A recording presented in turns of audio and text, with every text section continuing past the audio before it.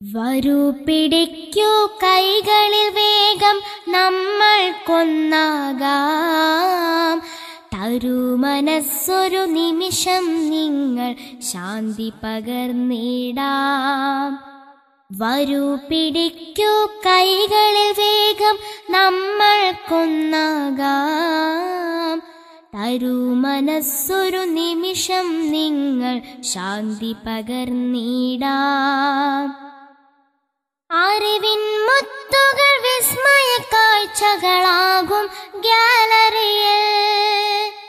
അറിയാൻ ദാഹിക്കുന്നവർക്കെല്ലാം തെളിനീരുറവകളായി.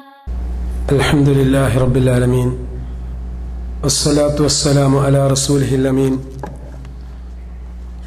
വഅലാ ആലിഹി വഅസ്ഹാബിഹി അജ്മഈൻ. അമ്മാ ബഅദ്. സ്നേഹം നിറഞ്ഞ പ്രിയ രക്ഷിതാക്കളെ, ഉമ്മമാരെ, അസ്സലാമു അലൈക്കും വറഹ്മത്തുള്ളാഹി വബറകാതുഹു.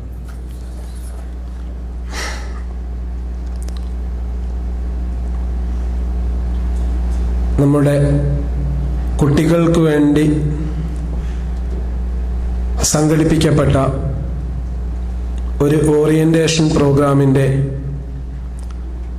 സമാപനം എന്നുള്ള നിലയിൽ കുട്ടികളുമായി ഞങ്ങൾക്കുണ്ടായ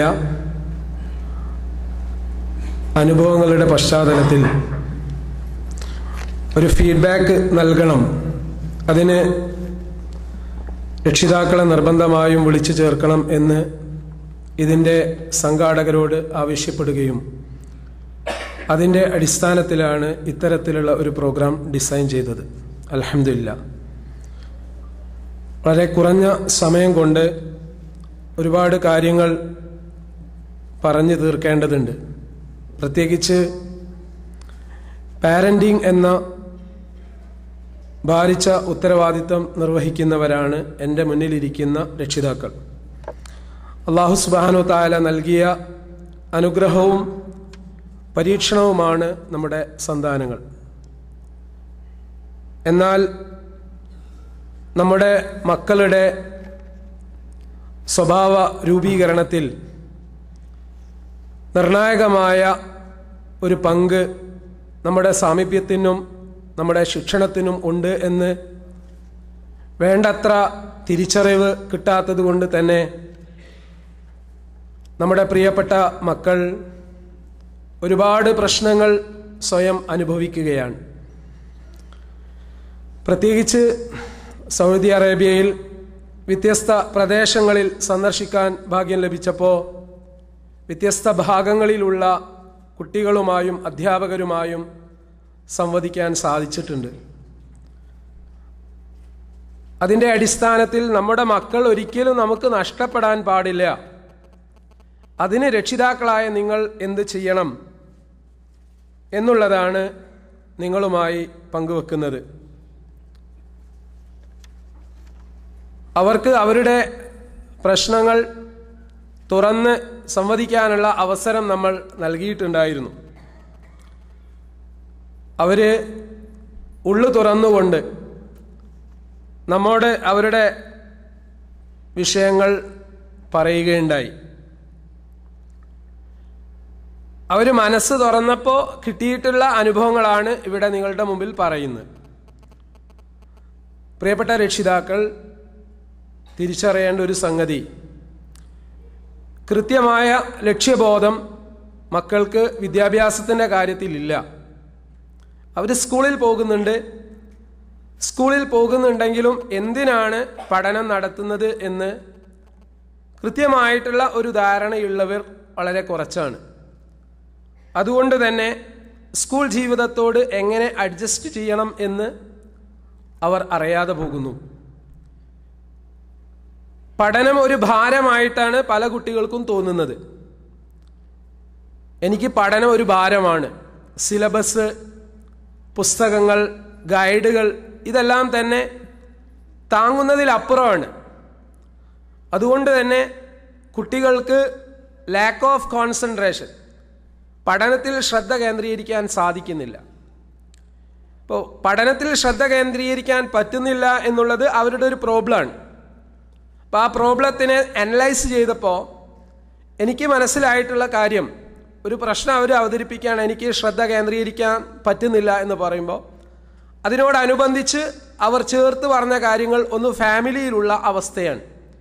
പാരൻസ് തമ്മിലുള്ള കലഹങ്ങൾ അല്ലെങ്കിൽ അവർ തമ്മിലുള്ള മിസ്അണ്ടർസ്റ്റാൻഡിങ്സ് സ്വാഭാവികമായും നമ്മുടെ മക്കൾ നിരീക്ഷിക്കുന്നുണ്ട്. ഇതവരുടെ മാനസികാരോഗ്യത്തെ സ്വാധീനിക്കുന്നു. അപ്പോൾ അവരുടെ സ്വസ്ഥത ആ വിഷയത്തിൽ നഷ്ടപ്പെടുകയാണ്. ഫാമിലിയിൽ ഒരു സമാധാന അന്തരീക്ഷം ഉണ്ടാകുമ്പോൾ മാത്രമേ പഠനം എന്നുള്ള പ്രക്രിയ നടക്കുകയുള്ളൂ. അപ്പോൾ അത് മിസ്സാകുന്നു. ലാക്ക് ഓഫ് കോൺസെൻട്രേഷൻ്റെ, ശ്രദ്ധ കേന്ദ്രീകരിക്കാൻ പറ്റാത്തതിൻ്റെ ഒരു കാരണം അതാണ്. മറ്റൊന്ന്, കുട്ടികൾ കണ്ടുകൊണ്ടിരിക്കുന്ന സോഷ്യൽ മീഡിയ നെറ്റ്വർക്ക്സ് സാരമായും കുട്ടികളെ സ്വാധീനിക്കുന്നുണ്ട്. ഒരു സ്ഥാപനത്തിലെ അധ്യാപകൻ, അദ്ദേഹം ഡിസിപ്ലിൻ്റെ ചാർജുള്ള അധ്യാപകനാണ്. അദ്ദേഹം എന്നോട് പറഞ്ഞു, അദ്ദേഹം പല സന്ദർഭങ്ങളിലും കുട്ടികളിലെ റെയ്ഡ് നടത്തുകയും അവരിൽ നിന്ന് ഒരിക്കലും കാണാൻ പാടില്ലാത്ത സീഡികളും അതേപോലെയുള്ള സാധനങ്ങളും സാമഗ്രികളും കണ്ടെത്തുകയുണ്ടായി. അമേരിക്കൻ ഡോളർ ചിലവഴിച്ചുകൊണ്ട് കുട്ടി പോൺസ്, അതായത് അശ്ലീലമായിട്ടുള്ള സിനിമകൾ ഡൗൺലോഡ് ചെയ്യുന്നു. ഇതിനാവശ്യമായിട്ടുള്ള എല്ലാ സംഗതികളും കുട്ടികൾക്ക് അറിയാം. ഈ അധ്യാപകൻ തന്നെ യഥാർത്ഥത്തിൽ ഞെട്ടിപ്പോയി. എങ്ങനെയാണ് ഇത് ഈ കുട്ടി, അതായത് സൗദി അറേബ്യ ഭരണകൂടം നിരോധിച്ചിരിക്കുന്ന, അവർക്കൊരിക്കലും ആക്സസിബിലിറ്റി ഇല്ലാത്ത സംഗതി, അത് എങ്ങനെ കൈവശപ്പെടുത്തണം എന്നുള്ളത് കുട്ടിക്കറിയാം. അപ്പോൾ അതിൻ്റെ മെത്തേഡ്, ഈ കുട്ടിയുമായി അധ്യാപകൻ ഇൻറ്റിമേറ്റ് ആയിട്ടുള്ള ഒരു റാപ്പോ ബിൽഡപ്പ് ചെയ്തപ്പോൾ, ബന്ധം സ്ഥാപിച്ചപ്പോൾ കുട്ടിയെല്ലാം ഉള്ളു തുറന്ന് പറഞ്ഞു. 10ാം ക്ലാസ്സിലുള്ള ഒരു കുട്ടി പ്രേമത്തിലാണ്. അപ്പോൾ ഈ പ്രായത്തിൽ നീ പ്രേമിച്ചിട്ടുണ്ടെങ്കിൽ നീ അവളെ വിവാഹം കഴിക്കാനൊന്നും പോകുന്നില്ലല്ലോ എന്നുള്ള രീതിയിൽ സംസാരിച്ചപ്പോൾ കുട്ടിയുടെ പ്രതികരണം, അമേരിക്കയിലെ 6ാം ക്ലാസ്സിലും 7ാം ക്ലാസ്സിലും ഒക്കെ പഠിക്കുന്ന കുട്ടികൾ ലൈംഗികമായിട്ടുള്ള ബന്ധത്തിൽ ഏർപ്പെടുന്നുണ്ട്, എന്തുകൊണ്ട് നമുക്കായിക്കൂടാ? വളരെ ഓപ്പണായിട്ട് കാര്യങ്ങളെ നിരീക്ഷിക്കുന്ന, അതിനെ സംബന്ധിച്ച് ധാരണയോട് കൂടിയിട്ടാണ് കുട്ടി സംസാരിച്ചു കൊണ്ടിരിക്കുന്നത്. അപ്പോൾ ഇവിടെ നമ്മൾ മനസ്സിലാക്കേണ്ടത്, പലപ്പോഴും ഇത്തരം വൈകൃതങ്ങളുള്ള കുട്ടികളുടെ എണ്ണം ക്രമാതീതമായി വർദ്ധിക്കുകയാണ്. പാരൻസിനെ വിളിച്ച് അധ്യാപകർ സംസാരിക്കുമ്പോൾ ഈ കുട്ടി അവൻ്റെ സ്വകാര്യ ജീവിതത്തിൽ ചെയ്തുകൊണ്ടിരിക്കുന്ന കാര്യങ്ങളെക്കുറിച്ചുള്ള ധാരണ ഒരിക്കലും രക്ഷിതാവിനില്ല. കാരണം കുട്ടി ഒരു റൂമിലും രക്ഷിതാവ് വേറൊരു റൂമിലുമാണ്. പലപ്പോഴും അടച്ചിട്ട റൂമുകളിലാണ് കുട്ടി പഠനം നടത്തുന്നത്. അവൻ്റെ കൈകളിൽ ടാബോ അല്ലെങ്കിൽ കമ്പ്യൂട്ടറോ മൊബൈൽ ഫോണോ പോലെയുള്ള എക്യുപ്മെൻറ്റ്സ് ഉണ്ട്. അതവൻ സ്വതന്ത്രമായി ഉപയോഗിക്കുകയാണ്. ഇത് എങ്ങനെ ഹാൻഡിൽ ചെയ്യണം എന്നുള്ള കൃത്യമായ ധാരണ പല രക്ഷിതാക്കൾക്കും ഇല്ല തന്നെ. അതുകൊണ്ട് കുട്ടികൾ അവരുടേതായ ഒരു ലോകത്ത് വിഹരിക്കുമ്പോൾ രക്ഷിതാക്കൾ അവരുടേതായിട്ടുള്ള ലോകത്താണ് വിഹരിക്കുന്നത്. അപ്പോൾ ഞാനതൊന്നും ശ്രദ്ധിക്കാറില്ല എന്നുള്ള രീതിയിലാണ് രക്ഷിതാവിൻ്റെ ഭാഗത്തു നിന്ന് പ്രതികരണം ഉണ്ടായിട്ടുള്ളത്. ഇത് ഒരു സംഭവമാണ്. പിന്നെ നിങ്ങൾ മനസ്സിലാക്കേണ്ട ഒരു കാര്യം, ഇന്ന് എല്ലാ വാതിലുകളും തുറന്നിട്ടിരിക്കുകയാണ്. അതുകൊണ്ട് തന്നെ ഇപ്പോൾ ഈ പോൺ മൂവീസ് $10 കൊടുത്തിട്ടുണ്ടെങ്കിൽ 3 മണിക്കൂർ നീണ്ടു നിൽക്കുന്ന ഏറ്റവും വൾഗറായിട്ടുള്ള പോൺ മൂവീസ് ഡൗൺലോഡ് ചെയ്യാൻ കുട്ടിക്ക് സാധിക്കുന്നുണ്ട്. അത്തരം സൈറ്റുകൾ കുട്ടിക്കറിയാം. ഇവന് ഇത് ഡൗൺലോഡ് ചെയ്തതിന് ശേഷം ചെയ്യുന്ന സംഗതി അവൻ്റെ സുഹൃത്തുക്കൾക്ക് കൈമാറുകയാണ്. എന്നിട്ട് ഒരു ക്യാൻസർ കണക്കെ ഈ പോൺ മൂവീസ് സ്ഥാപനത്തിൽ പലരിലേക്കും കൈമാറുന്നു. പ്രിയപ്പെട്ട രക്ഷിതാക്കൾ മനസ്സിലാക്കേണ്ടത്, നമ്മുടെ പ്രിയപ്പെട്ട മക്കളുമായി ഒരു നല്ല സൗഹൃദഭാവം നാം ഉണ്ടാക്കിയെടുക്കുകയാണെങ്കിൽ തീർച്ചയായും അവരുടെ ഉള്ളു തുറക്കാനും അവരുടെ പ്രശ്നങ്ങൾ മനസ്സിലാക്കാനും ഈ ഒരു ശൂന്യത നികത്താനും നമുക്ക് സാധിക്കും എന്നുള്ളതിൽ സംശയമല്ല.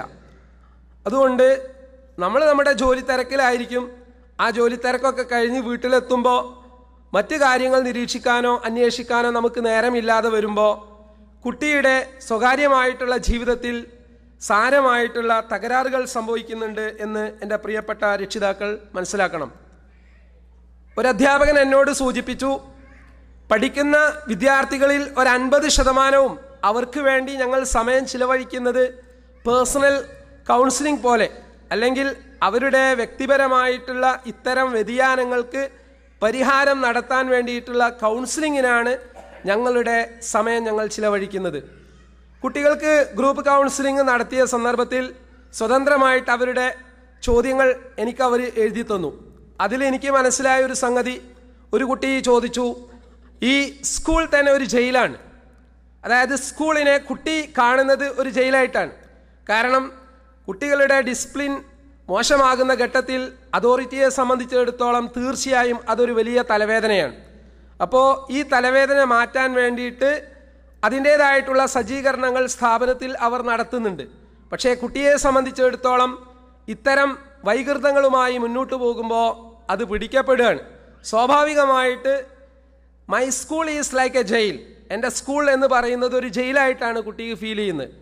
അപ്പോൾ ഈ മാനസികാവസ്ഥയിൽ കുട്ടി സ്കൂളിൽ പോകുമ്പോൾ പഠനം എന്ന് പറഞ്ഞാൽ അവിടെ നടക്കില്ല. മറ്റൊന്ന്, പ്രണയത്തിലേക്ക് കുട്ടികൾ സ്വതന്ത്രമായി ചെന്ന് കയറുന്നു എന്നുള്ളത് ഒരു സത്യം മാത്രമാണ്. നമ്മൾ ട്രെയിനിങ് കൊടുത്തിട്ടുള്ള കുട്ടികളിൽ നിന്ന് തന്നെ വളരെ ഓപ്പണായിട്ടുള്ള ഇത്തരം ചോദ്യങ്ങൾ ഉണ്ടായി എന്നുള്ളത് സൂചിപ്പിക്കുന്നത് എൻ്റെ പ്രിയപ്പെട്ട രക്ഷിതാക്കൾ മനസ്സിലാക്കേണ്ടത് സോഷ്യൽ മീഡിയ നെറ്റ്വർക്കും ഫ്രണ്ട്സും ഇവരെ വല്ലാതെ സ്വാധീനിക്കുന്നുണ്ട്. എന്തുകൊണ്ട് ഒരു കുട്ടിയെ എനിക്ക് പ്രണയിച്ചുകൂടാ, പ്രണയിച്ച വ്യക്തിയെ എന്തുകൊണ്ട് എനിക്ക് കല്യാണം കഴിച്ചുകൂടാ എന്നുള്ള കാര്യങ്ങൾ കുട്ടികൾ തുറന്ന് ചോദിക്കുന്നു. അതിൻ്റെ വരും വരായികളെ സംബന്ധിച്ച് തെറ്റും ശരിയും ഡിഫറൻഷിയേറ്റ് ചെയ്യാൻ, വേർതിരിച്ച് മനസ്സിലാക്കാൻ കുട്ടികൾക്ക് സാധിക്കുന്നില്ല. ഏതായാലും അൽഹംദുലില്ലാ, നമ്മൾക്ക് കിട്ടിയിട്ടുള്ള അവസരം വളരെ നന്നായിട്ട് നമ്മൾ ഉപയോഗപ്പെടുത്തുകയും കുട്ടികൾക്ക് വിവാഹ ജീവിതത്തെ സംബന്ധിച്ച് ഉള്ള ധാരണയും അതുപോലെ പ്രണയം അത് ഉണ്ടാക്കി തീർക്കുന്ന വിനകളെക്കുറിച്ചുള്ള കാഴ്ചപ്പാടും കൊടുക്കാൻ സാധിച്ചു എന്നുള്ളത് ഒരു വസ്തുതയാണ്. എന്നാൽ പ്രിയപ്പെട്ട രക്ഷിതാക്കൾ മക്കളുടെ വിദ്യാഭ്യാസത്തെ സംബന്ധിച്ചും ഭാവിയെ സംബന്ധിച്ചും ആകുലതയുള്ളവരും വലിയ പ്രതീക്ഷകളുള്ളവരുമാണ്. എന്നാൽ 10ാം ക്ലാസ്സോ +2 ഒക്കെ കഴിഞ്ഞ് പിന്നീട് അവരുടെ ലൈഫ് ഒരു ബേഡ് ടേണിലേക്ക് പോകുന്നത് ഒരിക്കലും സഹിക്കാൻ പറ്റില്ല. അതുകൊണ്ട് എൻ്റെ പ്രിയപ്പെട്ട രക്ഷിതാക്കൾ ഇത്തരം കാര്യങ്ങൾ വളരെ തുറന്ന് മനസ്സിലാക്കണം എന്നാണ് എനിക്ക് സാന്ദർഭികമായി സൂചിപ്പിക്കാനുള്ളത്. അതുപോലെ കസിൻ റിലേഷൻഷിപ്പ് വളരെയധികം നമ്മൾ ശ്രദ്ധിക്കേണ്ടതാണ്. ഒരു ഇവൻ്റ് എന്താണെന്ന് വെച്ചാൽ, +2 പഠിക്കുന്ന ഒരു പെൺകുട്ടി 25 വയസ്സിന് മുകളിലുള്ള ഒരു വ്യക്തിയുമായിട്ട്, അയാൾ വിവാഹിതനാണ്, അവൾ പ്രണയത്തിലാവുകയും ഉപ്പ ഈ വിഷയം അറിഞ്ഞ സന്ദർഭത്തിൽ കുട്ടി പറയുന്ന പ്രതികരണം, എന്നെ കൊന്നാലും വേണ്ടിയില്ല, അയാളുടെ 2ാമത്തെ ഭാര്യയായിട്ട് ഞാൻ നിൽക്കാൻ തയ്യാറാണ്. നമ്മൾ ശരിക്കും ചിന്തിക്കേണ്ട ഒരു സംഗതിയുണ്ട്. ഇത്തരം ഒരു അഭിപ്രായ പ്രകടനം കുട്ടിയുടെ ഭാഗത്തു നിന്നുണ്ടാകുമ്പോൾ സ്വാഭാവികമായിട്ട് അത്തരം ഒരു കമ്മിറ്റ്മെൻറ്റിലേക്ക് ഈ കുട്ടി അയാളുമായിട്ടുള്ള ബന്ധം പോയിട്ടുണ്ട് എന്നുള്ളതൊരു വസ്തുതയാണ്. അതുകൊണ്ട് നമ്മുടെ കുട്ടികൾ ആരുടെ കൂടെയാണ് അവരുടെ സ്വകാര്യമായിട്ടുള്ള സമയങ്ങൾ ചിലവഴിക്കുന്നത് എന്ന് എൻ്റെ പ്രിയപ്പെട്ട രക്ഷിതാക്കൾ ശരിക്കും അന്വേഷിക്കണം. പ്രത്യേകിച്ച് ജോലി കഴിഞ്ഞ് നമ്മൾ വീട്ടിലെത്തുന്നതിന് മുമ്പ് തന്നെ നമ്മുടെ മക്കൾ വീട്ടിലെത്തിയിട്ടുണ്ടെങ്കിൽ അവർക്ക് ഇത്തരം ഇടപാടുകൾ നടത്താൻ പറ്റുന്ന സാഹചര്യങ്ങളുണ്ട്. അവർ പഠിക്കുന്നത് പ്രത്യേകമായിട്ടുള്ള ബോയ്സ് സ്ഥാപനത്തിലാണെങ്കിലും ഗേൾസിൻ്റെ സ്ഥാപനത്തിലാണെങ്കിലും ശരി, ഇത്തരം ബന്ധങ്ങൾ പുഷ്പിക്കാൻ ആവശ്യമായിട്ടുള്ള എല്ലാ ഒരുക്കങ്ങളും പ്ലാനിങ്ങും നടത്താൻ ആവശ്യമായിട്ടുള്ള എല്ലാ ബുദ്ധിയും ആ കുട്ടികൾക്കുണ്ട് എന്നുള്ളത് നിങ്ങൾ മനസ്സിലാക്കണം. കാരണം അവരിതൊക്കെ ആസൂത്രണം ചെയ്യാണ്. ഇന്നലെ ഞാൻ മദീനയിൽ നിന്ന് ഇങ്ങോട്ട് പോരുമ്പോൾ ഫ്ലൈറ്റിൽ കയറിയിരിക്കുകയാണ്. എൻ്റെ അടുത്ത് ഒരു വ്യക്തിയുണ്ട്. ആ വ്യക്തി, ഞാൻ അയാളെ നിരീക്ഷിക്കുകയാണ്. കയറിയ ആ സമയം മുതൽ ഇവിടെ എത്തുന്ന ആ നിമിഷം വരെ അയാൾ ഇതുമായിട്ടാണ് അയാളുടെ ബന്ധം. അതായത് ഇത്തരം സംഗതികൾ സാർവത്രികമായിട്ടുണ്ട്. അത് ആർക്കും ഉപയോഗിക്കാതിരിക്കാൻ പറ്റാത്ത രീതിയിലേക്ക് പോയിട്ടുമുണ്ട്. അതുകൊണ്ട് തന്നെ കുട്ടികൾ ആദ്യം തന്നെ പഠിക്കുമ്പോൾ സമ്മാനമായിട്ട് ചോദിക്കുന്നത് ടാബാണ്, അല്ലെങ്കിൽ കമ്പ്യൂട്ടറാണ്, അല്ലെങ്കിൽ മൊബൈൽ ഫോണാണ്. പ്രിയപ്പെട്ട രക്ഷിതാക്കൾ മനസ്സിലാക്കേണ്ട, ചെറിയ കുട്ടികൾ പോലും ഇത് ഡിമാൻഡ് ചെയ്യുമ്പോൾ നമ്മളത് വാങ്ങിക്കൊടുക്കുകയാണ്. ഇവിടെ അത് വരുത്തുന്ന വിനകളെ സംബന്ധിച്ച് പലപ്പോഴും രക്ഷിതാക്കൾ മനസ്സിലാക്കുന്നില്ല. മറ്റൊരു പ്രശ്നം, കുട്ടികൾ പറഞ്ഞത് പാരൻസ് ഞങ്ങളെ വേണ്ടത്ര സപ്പോർട്ട് ചെയ്യുന്നില്ല. ചില കുട്ടികളുടെ പ്രശ്നം എന്താണെന്ന് വെച്ചാൽ, പഠനം എന്നുള്ള പ്രോസസ്സ് നടക്കണമെങ്കിൽ ഞാൻ പറഞ്ഞു ശാന്തത വേണം, സമാധാനം വേണം. ഇപ്പോൾ പോൺ മൂവീസ് കാണുന്ന ഒരു കുട്ടിയാണെങ്കിൽ ക്ലാസ്സിൽ വന്നിരിക്കുമ്പോൾ ആ കുട്ടിയുടെ മനസ്സിലേക്ക് കടന്നു വരുന്നത് ഇന്നലെ കണ്ട ചിത്രങ്ങളാണ്. ഒരിക്കലും തന്നെ കുട്ടിക്ക് സ്വസ്ഥത പിന്നെ പഠിക്കാൻ കിട്ടൂല. അതുപോലെ പാരൻസ് ഇവനുമായിട്ട് ക്രിറ്റിസൈസിങ് മെൻറ്റാലിറ്റിയുള്ള, വിമർശനാത്മകമായി സംസാരിക്കുന്ന അല്ലെങ്കിൽ കുറ്റപ്പെടുത്തുന്ന ഒരു ടൈപ്പ് പാരൻ്റ് ആണെങ്കിൽ സ്വാഭാവികമായും കുട്ടിക്ക് ഉണ്ടാവുന്നത് നെഗറ്റീവായിട്ടുള്ള ആറ്റിറ്റ്യൂഡാണ്. അപ്പോൾ കുട്ടി ചിന്തിക്കുകയാണ്, എൻ്റെ ഉപ്പ അല്ലെങ്കിൽ എൻ്റെ ഉമ്മ എന്നെ വേണ്ടത്ര സപ്പോർട്ട് ചെയ്യുന്നില്ല. ഈ സപ്പോർട്ട് ചെയ്യുന്നില്ല എന്നുള്ള ഫാക്ടർ കുട്ടിയുടെ പഠനത്തെ ബാധിക്കുന്നു. അതുപോലെ പല കുട്ടികളുടെയും പ്രശ്നം അവർക്ക് അവരുടെ ദേഷ്യം നിയന്ത്രിക്കാൻ പറ്റുന്നില്ല. കൗമാരത്തിലേക്ക് പ്രവേശിച്ച കുട്ടികളെ സംബന്ധിച്ചിടത്തോളം എൻ്റെ പ്രിയപ്പെട്ട രക്ഷിതാക്കൾ മനസ്സിലാക്കേണ്ടതുണ്ട്, കൗമാരം എന്ന് പറയുന്നത് ഏറ്റവും കാറ്റും കോളും നിറഞ്ഞ ഒരു കാലഘട്ടമാണ്. ആ കാറ്റും കോളും നിറഞ്ഞ കാലഘട്ടത്തിൽ നിങ്ങളുടെ കുട്ടി 13 മുതൽ 19 വയസ്സ് വരെ എന്ന് പറയുന്നത് പല പ്രശ്നങ്ങളും ആ കുട്ടിക്കുണ്ടാവും. കാരണം അവൻ്റെ ശരീരത്തിൽ നടക്കുന്ന വളർച്ച, ഹോർമോണിക് ചേഞ്ചസ്, അത് പല പ്രശ്നങ്ങളും കുട്ടിയിലുണ്ടാക്കും. സ്വാഭാവികമായിട്ട് രക്ഷിതാക്കളോട്, ഉമ്മയോടാണെങ്കിലും ഉപ്പയോടാണെങ്കിലും അവനോട് ആരൊക്കെ ഇടപെടുന്നോ ആ വ്യക്തികളോടൊക്കെ തട്ടിക്കയറുന്ന വൈകാരികമായിട്ടുള്ള വിസ്ഫോടനം നടക്കുന്ന ഒരു കാലഘട്ടമായതുകൊണ്ട് തന്നെ ആ രീതിയിൽ കുട്ടി പ്രതികരിച്ചേക്കും. പക്വതയുള്ള രക്ഷിതാക്കളായ നമ്മൾ ചെയ്യേണ്ടത് സ്നേഹപൂർവമായ സമീപനത്തിൽ കൂടി പ്രതികരിക്കുക എന്നുള്ളതാണ്. നേരെ മറിച്ച് ഒപ്പോസിങ് മെൻറ്റാലിറ്റി കാണിക്കുന്ന, എല്ലാറ്റിനെയും എതിർക്കുന്ന മനോഭാവം കാണിക്കുന്ന കുട്ടിയോട് അതേ ടോണിൽ തന്നെ രക്ഷിതാക്കൾ പ്രതികരിക്കുമ്പോൾ ഈ രക്ഷിതാവും കുട്ടിയും തമ്മിൽ വൈരത്തിലേക്ക് അല്ലെങ്കിൽ ശത്രുതയിലേക്ക് നീങ്ങാണ്. പലപ്പോഴും പ്രണയക്കുരുക്കിലേക്ക് നമ്മുടെ കുട്ടികൾ ചെന്ന് ചാടാനുള്ള പ്രധാനപ്പെട്ട കാരണം കുട്ടി അനുഭവിക്കുന്ന മാനസികമായിട്ടുള്ള സംഘർഷങ്ങളാണ്. പ്രിയപ്പെട്ട രക്ഷിതാക്കൾ മനസ്സിലാക്കണം, ആണും പെണ്ണും തമ്മിൽ ആ പ്രായപൂർത്തി എത്തുന്ന ഘട്ടത്തിൽ ആ ഒരു അടുപ്പം, ഇഷ്ടം ഉണ്ടാകും എന്നുള്ളത് ഒരു വസ്തുതയാണ്, പ്രപഞ്ചത്തിൻ്റെ ഒരു വ്യവസ്ഥിതിയാണത്. അപ്പോൾ നിങ്ങളെ കുട്ടിയാണെങ്കിലും അതുണ്ടാവും. അപ്പോൾ കുട്ടിക്ക് കൃത്യമായിട്ടുള്ള സെക്സ് എഡ്യൂക്കേഷൻ, ലൈംഗിക വിദ്യാഭ്യാസം കൊടുക്കുക എന്നുള്ളത് ഇസ്ലാമികമായ മാനദണ്ഡത്തോടു കൂടി കൃത്യമായിട്ട്, പെൺകുട്ടിയാണെങ്കിൽ ആ പെൺകുട്ടിയോട് കാര്യങ്ങൾ കൃത്യമായി പറഞ്ഞു കൊടുക്കുക എന്നുള്ളത് ഉമ്മയുടെ ബാധ്യതയാണ്. അതുപോലെ തന്നെ ആൺകുട്ടിക്കും ശരിയായ രീതിയിൽ മാർഗനിർദ്ദേശങ്ങൾ നമ്മൾ കൊടുക്കാതെ പോയിട്ടുണ്ടെങ്കിൽ പല വിനകളും കുട്ടികൾക്ക് വന്നതിന് ശേഷമാണ് കുട്ടികൾ അതിനെക്കുറിച്ച് ആലോചിക്കുന്നത്. എനിക്കറിയാൻ പറ്റും, ഈ ഓറിയന്റേഷൻ പ്രോഗ്രാമിൽ പങ്കെടുത്ത കുട്ടികൾക്ക് ചിലർക്കെങ്കിലും അത്തരത്തിലുള്ള ദുരനുഭവങ്ങൾ ഉണ്ടായിട്ടുണ്ട്. അതുകൊണ്ട് തന്നെ അവരുടെ ജീവിതത്തിൽ ഉണ്ടായിട്ടുള്ള സെക്സ് അബ്യൂസ് അല്ലെങ്കിൽ ലൈംഗികമായിട്ടുള്ള ഇത്തരം പീഡനങ്ങൾ അവരുടെ പഠനത്തെ സാരമായി ബാധിക്കുന്നു. അവർക്ക് പിന്നെ പഠിക്കാൻ പറ്റൂല. കാരണം അവരുടെ മനസ്സ് അസ്വസ്ഥമാണ്. അത് ഉപ്പയോടോ ഉമ്മയോടോ ഏറ്റവും പ്രിയപ്പെട്ടവരോടോ ഷെയർ ചെയ്യാൻ പറ്റാതെ കുട്ടി മാനസിക സംഘർഷം അനുഭവിക്കുകയാണ്. അതുകൊണ്ട് ഇത്തരം കുട്ടികൾക്ക് ഇത്തരം അവസ്ഥ ഉണ്ടാവാനുള്ള പ്രധാനപ്പെട്ട കാരണം മതപരമായിട്ടുള്ള നിഷ്ഠ, ജീവിതക്രമം അവർ ശീലിച്ചിട്ടില്ല എന്നുള്ളത് തന്നെയാണ്. അപ്പോൾ നമ്മൾ മനസ്സിലാക്കേണ്ടത്, മതപരമായ ചിട്ട എന്ന് പറയുന്നത് എന്നെങ്കിലും ഒരു ഖുർആൻ ക്ലാസ് കൊടുക്കുക എന്നുള്ളതല്ല. ഒരു വിശ്വാസിയെ സംബന്ധിച്ചിടത്തോളം അവൻ്റെ ജീവിതം ആത്യന്തികമായി അവൻ ക്രമീകരിക്കേണ്ടത് അല്ലെങ്കിൽ വളർത്തേണ്ടത് ഇസ്ലാമിക മാനദണ്ഡത്തിൽ കൂടിയാണ്. ജീവിതം മുഴുക്കെ ഇസ്ലാമികമായിട്ടുള്ള മൂല്യങ്ങൾ കാത്തു സൂക്ഷിക്കാനുള്ള ട്രെയിനിങ്, പരിശീലനം പ്രിയപ്പെട്ട മക്കൾക്ക് വളരെ നേരത്തെ തന്നെ ആസൂത്രിതമായി നമ്മുടെ രക്ഷിതാക്കൾ കൊടുക്കണം. അതിനുള്ള ഒരു പ്ലാൻ ഓഫ് ആക്ഷൻ പ്രിയപ്പെട്ട രക്ഷിതാക്കളെ നിങ്ങൾക്കുണ്ടാവണം. അല്ല എങ്കിൽ നിങ്ങളുടെ മക്കൾ വേറെ എവിടെയെങ്കിലും പോയി കയറിയതിന് ശേഷം അവിടെ നിന്ന് പിന്നെ ഇറക്കാൻ വളരെ ബുദ്ധിമുട്ടാണ്. എൻ്റെ ജീവിതത്തിലെ അനുഭവങ്ങൾ എനിക്കറിയാം. പ്ലസ് ടു കഴിഞ്ഞ ഒരു പെൺകുട്ടി അവളുടെ പ്ലസ് ടുവിന് ശേഷം BScക്ക് പോയി 3 വർഷത്തോളം പ്രണയത്തിലേർപ്പെടുകയാണ്. ആ സമയത്ത് ഒരു 2 കൊല്ലം കഴിഞ്ഞതിന് ശേഷമാണ് രക്ഷിതാക്കൾ ഈ വിഷയം അറിയുന്നത്. പിന്നീട് അതിൽ നിന്ന് മാറ്റാൻ ഒരിക്കലും തന്നെ രക്ഷിതാക്കൾക്ക് സാധിക്കുന്നില്ല. അതുകൊണ്ട് ഒരു അവസ്ഥ വിട്ട് കഴിഞ്ഞിട്ടുണ്ടെങ്കിൽ പിന്നെ അതിൽ നിന്ന് തിരിച്ചു പിടിക്കുക എന്നുള്ളത് വളരെ ബുദ്ധിമുട്ടായിരിക്കും. അതുകൊണ്ട് നേരത്തെ നമ്മൾ ഇത് ശ്രദ്ധിക്കണം. മറ്റൊന്ന്, പുകവലിയും മദ്യപാനവും അതുപോലെ ലഹരിക്കടിമപ്പെടലും. ഇത് സാർവത്രികമാകുന്ന ഒരു കാലഘട്ടത്തിലാണ് നാം ജീവിക്കുന്നത്. നമ്മുടെ മക്കൾ പഠിക്കുന്ന വിദ്യാഭ്യാസ സ്ഥാപനത്തിൽ ചീത്ത സ്വഭാവമുള്ള കുട്ടികളുണ്ട്. അതുകൊണ്ട് തന്നെ ഈ കുട്ടികൾ ബാഡ് ഫ്രണ്ട്സ്, ചീത്ത കൂട്ടുകാർ, ഇത്തരം വൈകൃതങ്ങളിലേക്ക് നമ്മുടെ കുട്ടികളെ പിടിച്ചു വലിക്കും. അതിൻ്റെ ശരിയും തെറ്റും വിവേചിച്ചറിയാൻ പറ്റുന്ന ഒരു പ്രായമല്ല അവരുടേത്. അതുകൊണ്ട് തന്നെ ഈ ഉപ്പയിൽ നിന്നോ ഉമ്മയിൽ നിന്നോ തെറ്റിയിട്ടുള്ള അല്ലെങ്കിൽ അകലം സൂക്ഷിക്കുന്ന കുട്ടി സ്വസ്ഥത കിട്ടാൻ വേണ്ടിയിട്ട്, സമാധാനം കിട്ടാൻ വേണ്ടിയിട്ട്, സ്നേഹം കിട്ടാൻ വേണ്ടിയിട്ട് ഇത്തരം ഉൽപ്പന്നങ്ങളെ ആശ്രയിക്കുകയാണ്. അതുകൊണ്ട് പ്രിയപ്പെട്ട രക്ഷിതാക്കളെ, വളരെയധികം ജാഗ്രത പുലർത്തേണ്ട ഒരു സംഗതിയാണ് ലഹരി എന്നുള്ളത്. ലഹരി ഉൽപ്പന്നങ്ങൾ നമ്മുടെ മക്കൾ നന്നായിട്ട് കൺസ്യൂം ചെയ്യുന്ന അവസ്ഥയിലേക്ക് പോയിക്കൊണ്ടിരിക്കുകയാണ്. അതുകൊണ്ട് ആ വിഷയം നിങ്ങൾ ശ്രദ്ധിക്കണം. പ്രത്യേകിച്ച് ചില കുട്ടികൾ പറഞ്ഞു, ഐ കാൺ സ്റ്റോപ്പ് സ്മോക്കിംഗ്, എനിക്ക് സ്മോക്കിംഗ് നിർത്താൻ പറ്റുന്നില്ല. ഇപ്പോൾ സ്മോക്കിംഗ് നിർത്താൻ പറ്റില്ല എന്ന് പറഞ്ഞാൽ അവർ സ്റ്റേജിലേക്ക് എത്തിയിട്ടുണ്ട്. പിന്നെ ഒരു കുട്ടി എഴുതിയിട്ടുള്ള സംഗതി, എന്നോടൊരു പയ്യൻ പിന്നെ പ്രേമത്തിലായിരുന്നു, ആ പ്രേമം തെറ്റാണ് എന്നെനിക്ക് ബോധ്യമായി, ഞാനത് അവസാനിപ്പിക്കാൻ തീരുമാനിച്ചു. ഞാൻ പലവട്ടം അവനോട് പറഞ്ഞു, പക്ഷേ അവൻ എന്ത് ചെയ്യുന്നില്ല, അതിൽ നിന്ന് പിൻവാങ്ങാൻ തയ്യാറല്ല. ഇപ്പോൾ അവൻ സ്മോക്കിംഗ് ഉണ്ട്, അതുപോലെ തന്നെ ലഹരി ഉൽപ്പന്നങ്ങൾ ഉപയോഗിക്കുന്നുണ്ട്.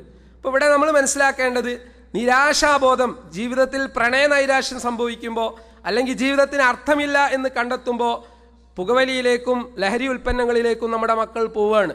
അതുകൊണ്ട് ഇത്തരത്തിലുള്ള ഒരു മേഖലയിലേക്ക് വഴിവിട്ട ജീവിതത്തിലേക്ക് മക്കൾ പോകുമ്പോൾ അതിന് കൃത്യമായ കാരണങ്ങളുണ്ട്. ആ കാരണങ്ങൾ അന്വേഷിച്ച് അതിനെ ചികിത്സിക്കുക എന്നുള്ളതാണ് പ്രിയപ്പെട്ട രക്ഷിതാക്കൾ പറയേണ്ടത് അല്ലെങ്കിൽ ചെയ്യേണ്ടത്. അല്ലെങ്കിൽ ഒരിക്കലും ആ മക്കളെ നിങ്ങൾക്ക് തിരിച്ചു കിട്ടുകയില്ല. അതുപോലെ തന്നെ ചില കുട്ടികളെ സംബന്ധിച്ചിടത്തോളം അധ്യാപകരിൽ നിന്നുണ്ടാകുന്ന വിമർശനങ്ങൾ അവർക്ക് സഹിക്കാൻ പറ്റുന്നില്ല. കാരണം എല്ലാ കുട്ടികളും ഒരുപോലെയല്ല. പ്രത്യേകിച്ച് ഗൾഫ് കൺട്രിയിൽ ജീവിക്കുന്ന കുട്ടികളെ സംബന്ധിച്ചിടത്തോളം കൂടുതൽ ആളുകളുമായിട്ട് ഇൻറ്ററാക്ട് ചെയ്യാനുള്ള, സംവദിക്കാനുള്ള സാഹചര്യം കുറവാണ്. ഉമ്മ ഉപ്പ ആ കുടുംബത്തിലാണ് കുട്ടി അധിക സമയവും ചിലവഴിക്കുന്നത്. അതുകൊണ്ട് തന്നെ പുറത്തു പോകുമ്പോൾ ആ പുറത്തു നിന്നുണ്ടാവുന്ന ചെറിയ വിമർശനങ്ങൾ പോലും കുട്ടിക്ക് താങ്ങാൻ പറ്റുന്നില്ല. അതുകൊണ്ട് ഈ ഒരു കൾച്ചറിൽ നിന്നും നമ്മൾ മാറ്റി ഉത്തരവാദിത്തങ്ങൾ കൊടുത്ത് ആവശ്യമായ ഘട്ടത്തിൽ വിമർശനങ്ങൾ നടത്തി കുട്ടി സ്വതന്ത്രമായി വളരേണ്ട ഒരു സാഹചര്യത്തിലേക്ക് നമ്മൾ വിട്ടുകൊടുക്കണം. അല്ല എങ്കിൽ സമൂഹത്തിൽ ജീവിക്കുമ്പോൾ സ്വാഭാവികമായി കയറ്റവും ഇറക്കവും ഉണ്ടാവും. പ്രത്യേകിച്ച് കേരളത്തിലേക്ക് നമ്മൾ നമ്മുടെ മക്കളെ തിരിച്ചുവിടുമ്പോൾ ഒരിക്കലും തന്നെ ഈ ഒരു സോഷ്യൽ അറ്റ്മോസ്ഫിയർ അല്ല കേരളത്തിലുള്ളത്. അതുകൊണ്ട് തന്നെ ഹയർ സ്റ്റഡീസിന് വേണ്ടിയിട്ട് നമ്മുടെ മക്കൾ പോകുമ്പോൾ ജീവിതത്തിലുള്ള പ്രതിസന്ധികളെ നേരിടാൻ സാധിക്കാതെ അതിൽ നിന്ന് ഒളിച്ചോടേണ്ട ഘട്ടം മക്കൾക്കുണ്ടാകും. അപ്പോൾ അത് ഒഴിവാക്കാൻ രക്ഷിതാക്കളെ ഞങ്ങൾ ചെയ്യേണ്ട എന്താണെന്ന് വെച്ചാൽ, വളരെ നേരത്തെ തന്നെ ഒന്നും അറിയിക്കാതെ വളർത്താതെ എല്ലാം അറിയിച്ച് വളർത്തുക. അതായത് പ്രയാസങ്ങൾ, ദുരിതങ്ങൾ കുട്ടികൾ കൂടി അറിയേണ്ടതുണ്ട്. സാമ്പത്തികമായി വളരെ ക്ഷീണം അനുഭവിക്കുന്ന ഒരു രക്ഷിതാവ് കുട്ടിക്ക് ആവശ്യമായിട്ടുള്ള വസ്ത്രം വാങ്ങിക്കൊടുക്കുന്നു, പുസ്തകം വാങ്ങിക്കൊടുക്കുന്നു, ഭക്ഷണം വാങ്ങിക്കൊടുക്കുന്നു, എല്ലാം വാങ്ങിക്കൊടുക്കുന്നു. കുട്ടി ഒരിക്കലും മനസ്സിലാക്കുന്നില്ല എൻ്റെ ബാപ്പയ്ക്ക് വലിയ കടമുണ്ട്. എന്നാൽ പ്രിയപ്പെട്ട രക്ഷിതാക്കൾ മനസ്സിലാക്കേണ്ടത്, നിങ്ങൾ അനുഭവിക്കുന്ന കടം, സാമ്പത്തികമായിട്ടുള്ള ക്ഷീണം നിങ്ങളുടെ കുട്ടികൾ അറിഞ്ഞുകൊണ്ടാണ് ആ കുട്ടി വളരുന്നതെങ്കിൽ സ്വാഭാവികമായും അതുമായിട്ട് അഡ്ജസ്റ്റ് ചെയ്യാനുള്ള ഒരു മാനസികാവസ്ഥയിലേക്ക് കുട്ടി മാറും. അതുകൊണ്ട് ജീവിതത്തിൻ്റെ പച്ചയായ യാഥാർത്ഥ്യങ്ങളെ നേരിട്ട് കാണാനുള്ള അവസ്ഥ കുട്ടിക്ക് ഉണ്ടാക്കി കൊടുക്കണം. നമ്മുടെ സുഹൃത്ത് ഒരു ഹോട്ടൽ ആരംഭിച്ചപ്പോൾ അദ്ദേഹത്തിൻ്റെ മകനെ അവിടെ ഫസ്റ്റ് ഡേ തന്നെ പോസ്റ്റ് ചെയ്ത ആ സംഗതി അദ്ദേഹം എന്നോട് ഷെയർ ചെയ്തു. ഞാൻ അത് മനസ്സിലാക്കി. അപ്പോൾ പച്ചയായിട്ടുള്ള യാഥാർത്ഥ്യങ്ങൾ പ്രാക്ടിക്കൽ സെഷനിലേക്ക് വരുമ്പോൾ അമ്പരപ്പാണ് മക്കൾക്ക് ഉണ്ടാകുന്നത്. അത് എന്തുകൊണ്ടാണ് അങ്ങനെ സംഭവിക്കുന്നത്? വാപ്പയും ഉമ്മയും ഒന്നിനും മക്കൾക്ക് ഫ്രീഡം കൊടുക്കാതെ വളർത്തുകയാണ്. കാരണം കുട്ടിക്കൊന്നും ക്ഷീണം വരണ്ട, എല്ലാം അവന് നമ്മൾ ഒരുക്കി കൊടുത്തിട്ടുണ്ടെങ്കിൽ അത് ഉഷാറാണ് എന്നുള്ള ഒരു ധാരണയാണ് ചില രക്ഷിതാക്കൾക്കെങ്കിലും ഉള്ളത്. അപ്പോൾ അത് മാറ്റേണ്ടതുണ്ട്. മറ്റൊന്ന്, മക്കൾ അനുഭവിക്കുന്ന മറ്റൊരു പ്രശ്നം കരിയർ കൺഫ്യൂഷനാണ്. അതായത് ഇവിടെ SLC പഠിക്കുന്നു അല്ലെങ്കിൽ +2 പഠിക്കുന്നു, ഈ പഠനത്തിന് ശേഷം എൻ്റെ ജീവിതം എന്താവുക, ഞാൻ ഏത് കോഴ്സാണ് എടുക്കുക, ഏത് സ്ഥാപനത്തിലാണ് പോവുക? ഇത് നിങ്ങൾ ശരിക്കും ചിന്തിക്കേണ്ട ഒരു സംഗതിയാണ്. ട്രഡീഷണലായിട്ട് പരമ്പരാഗതമായിട്ടുള്ള ഒരുപാട് കോഴ്സുകൾ ഇന്ന് നമ്മുടെ നാട്ടിലുണ്ട്. എന്നാൽ തിങ്ക് ഡിഫറൻ്റ്ലി, വ്യത്യസ്തമായി ചിന്തിക്കാൻ പ്രിയപ്പെട്ട പ്രവാസികളെ നിങ്ങൾക്ക് സാധിക്കണം. കാരണം ഒരുപാട് സാധ്യതകൾ പല മേഖലകളിലും കാത്തിരിക്കുകയാണ്. നല്ല ശമ്പളമുള്ള, നല്ല കരിയർ ഓപ്പർച്യൂണിറ്റീസ് ഉള്ള ജോലികൾ മാർക്കറ്റിലുണ്ട്. അപ്പോൾ അതിനെ സംബന്ധിച്ചുള്ള ശരിയായ ധാരണ ഉണ്ടാവണമെങ്കിൽ നിങ്ങൾ ചെയ്യേണ്ടത്, ഒന്ന്, ആ വിഷയത്തെ സംബന്ധിച്ച് ധാരണയുള്ള വിവരമുള്ള ആളുകളുമായി നിങ്ങൾ ചർച്ച നടത്തണം. സാധാരണ സംഭവിക്കുന്നത് എന്താ വെച്ചാൽ, കുട്ടി +2 കഴിഞ്ഞിട്ട് അവൻ്റെ ഏതൊരു ഫ്രണ്ട് ഇന്ന കോഴ്സിന് പോകുക എന്ന് പറയണു. ആ കോഴ്സ് അവന് ഇഷ്ടമായി, അതുകൊണ്ട് ഈ ഫ്രണ്ടിനും ഇഷ്ടമായി, അങ്ങനെ വലിയ ക്യാപിറ്റേഷൻ നൽകി ബാംഗ്ലൂരിലേക്കോ കോയമ്പത്തൂരിലേക്കോ മലേഷ്യയിലേക്കോ ഏതെങ്കിലും സ്ഥലത്തിലേക്ക് അങ്ങ് പറഞ്ഞു വിടുകയാണ്. ഇവിടെ സംഭവിക്കുന്നത് കോഴ്സ് കഴിഞ്ഞ് പൂർത്തിയായി വരുമ്പോൾ ഒരു ജോബ് ഓപ്പർച്യൂണിറ്റിയും ജോലി സാധ്യതയും ഇല്ല എന്ന് അപ്പോഴാണ് കൈമലർത്തുന്നത്.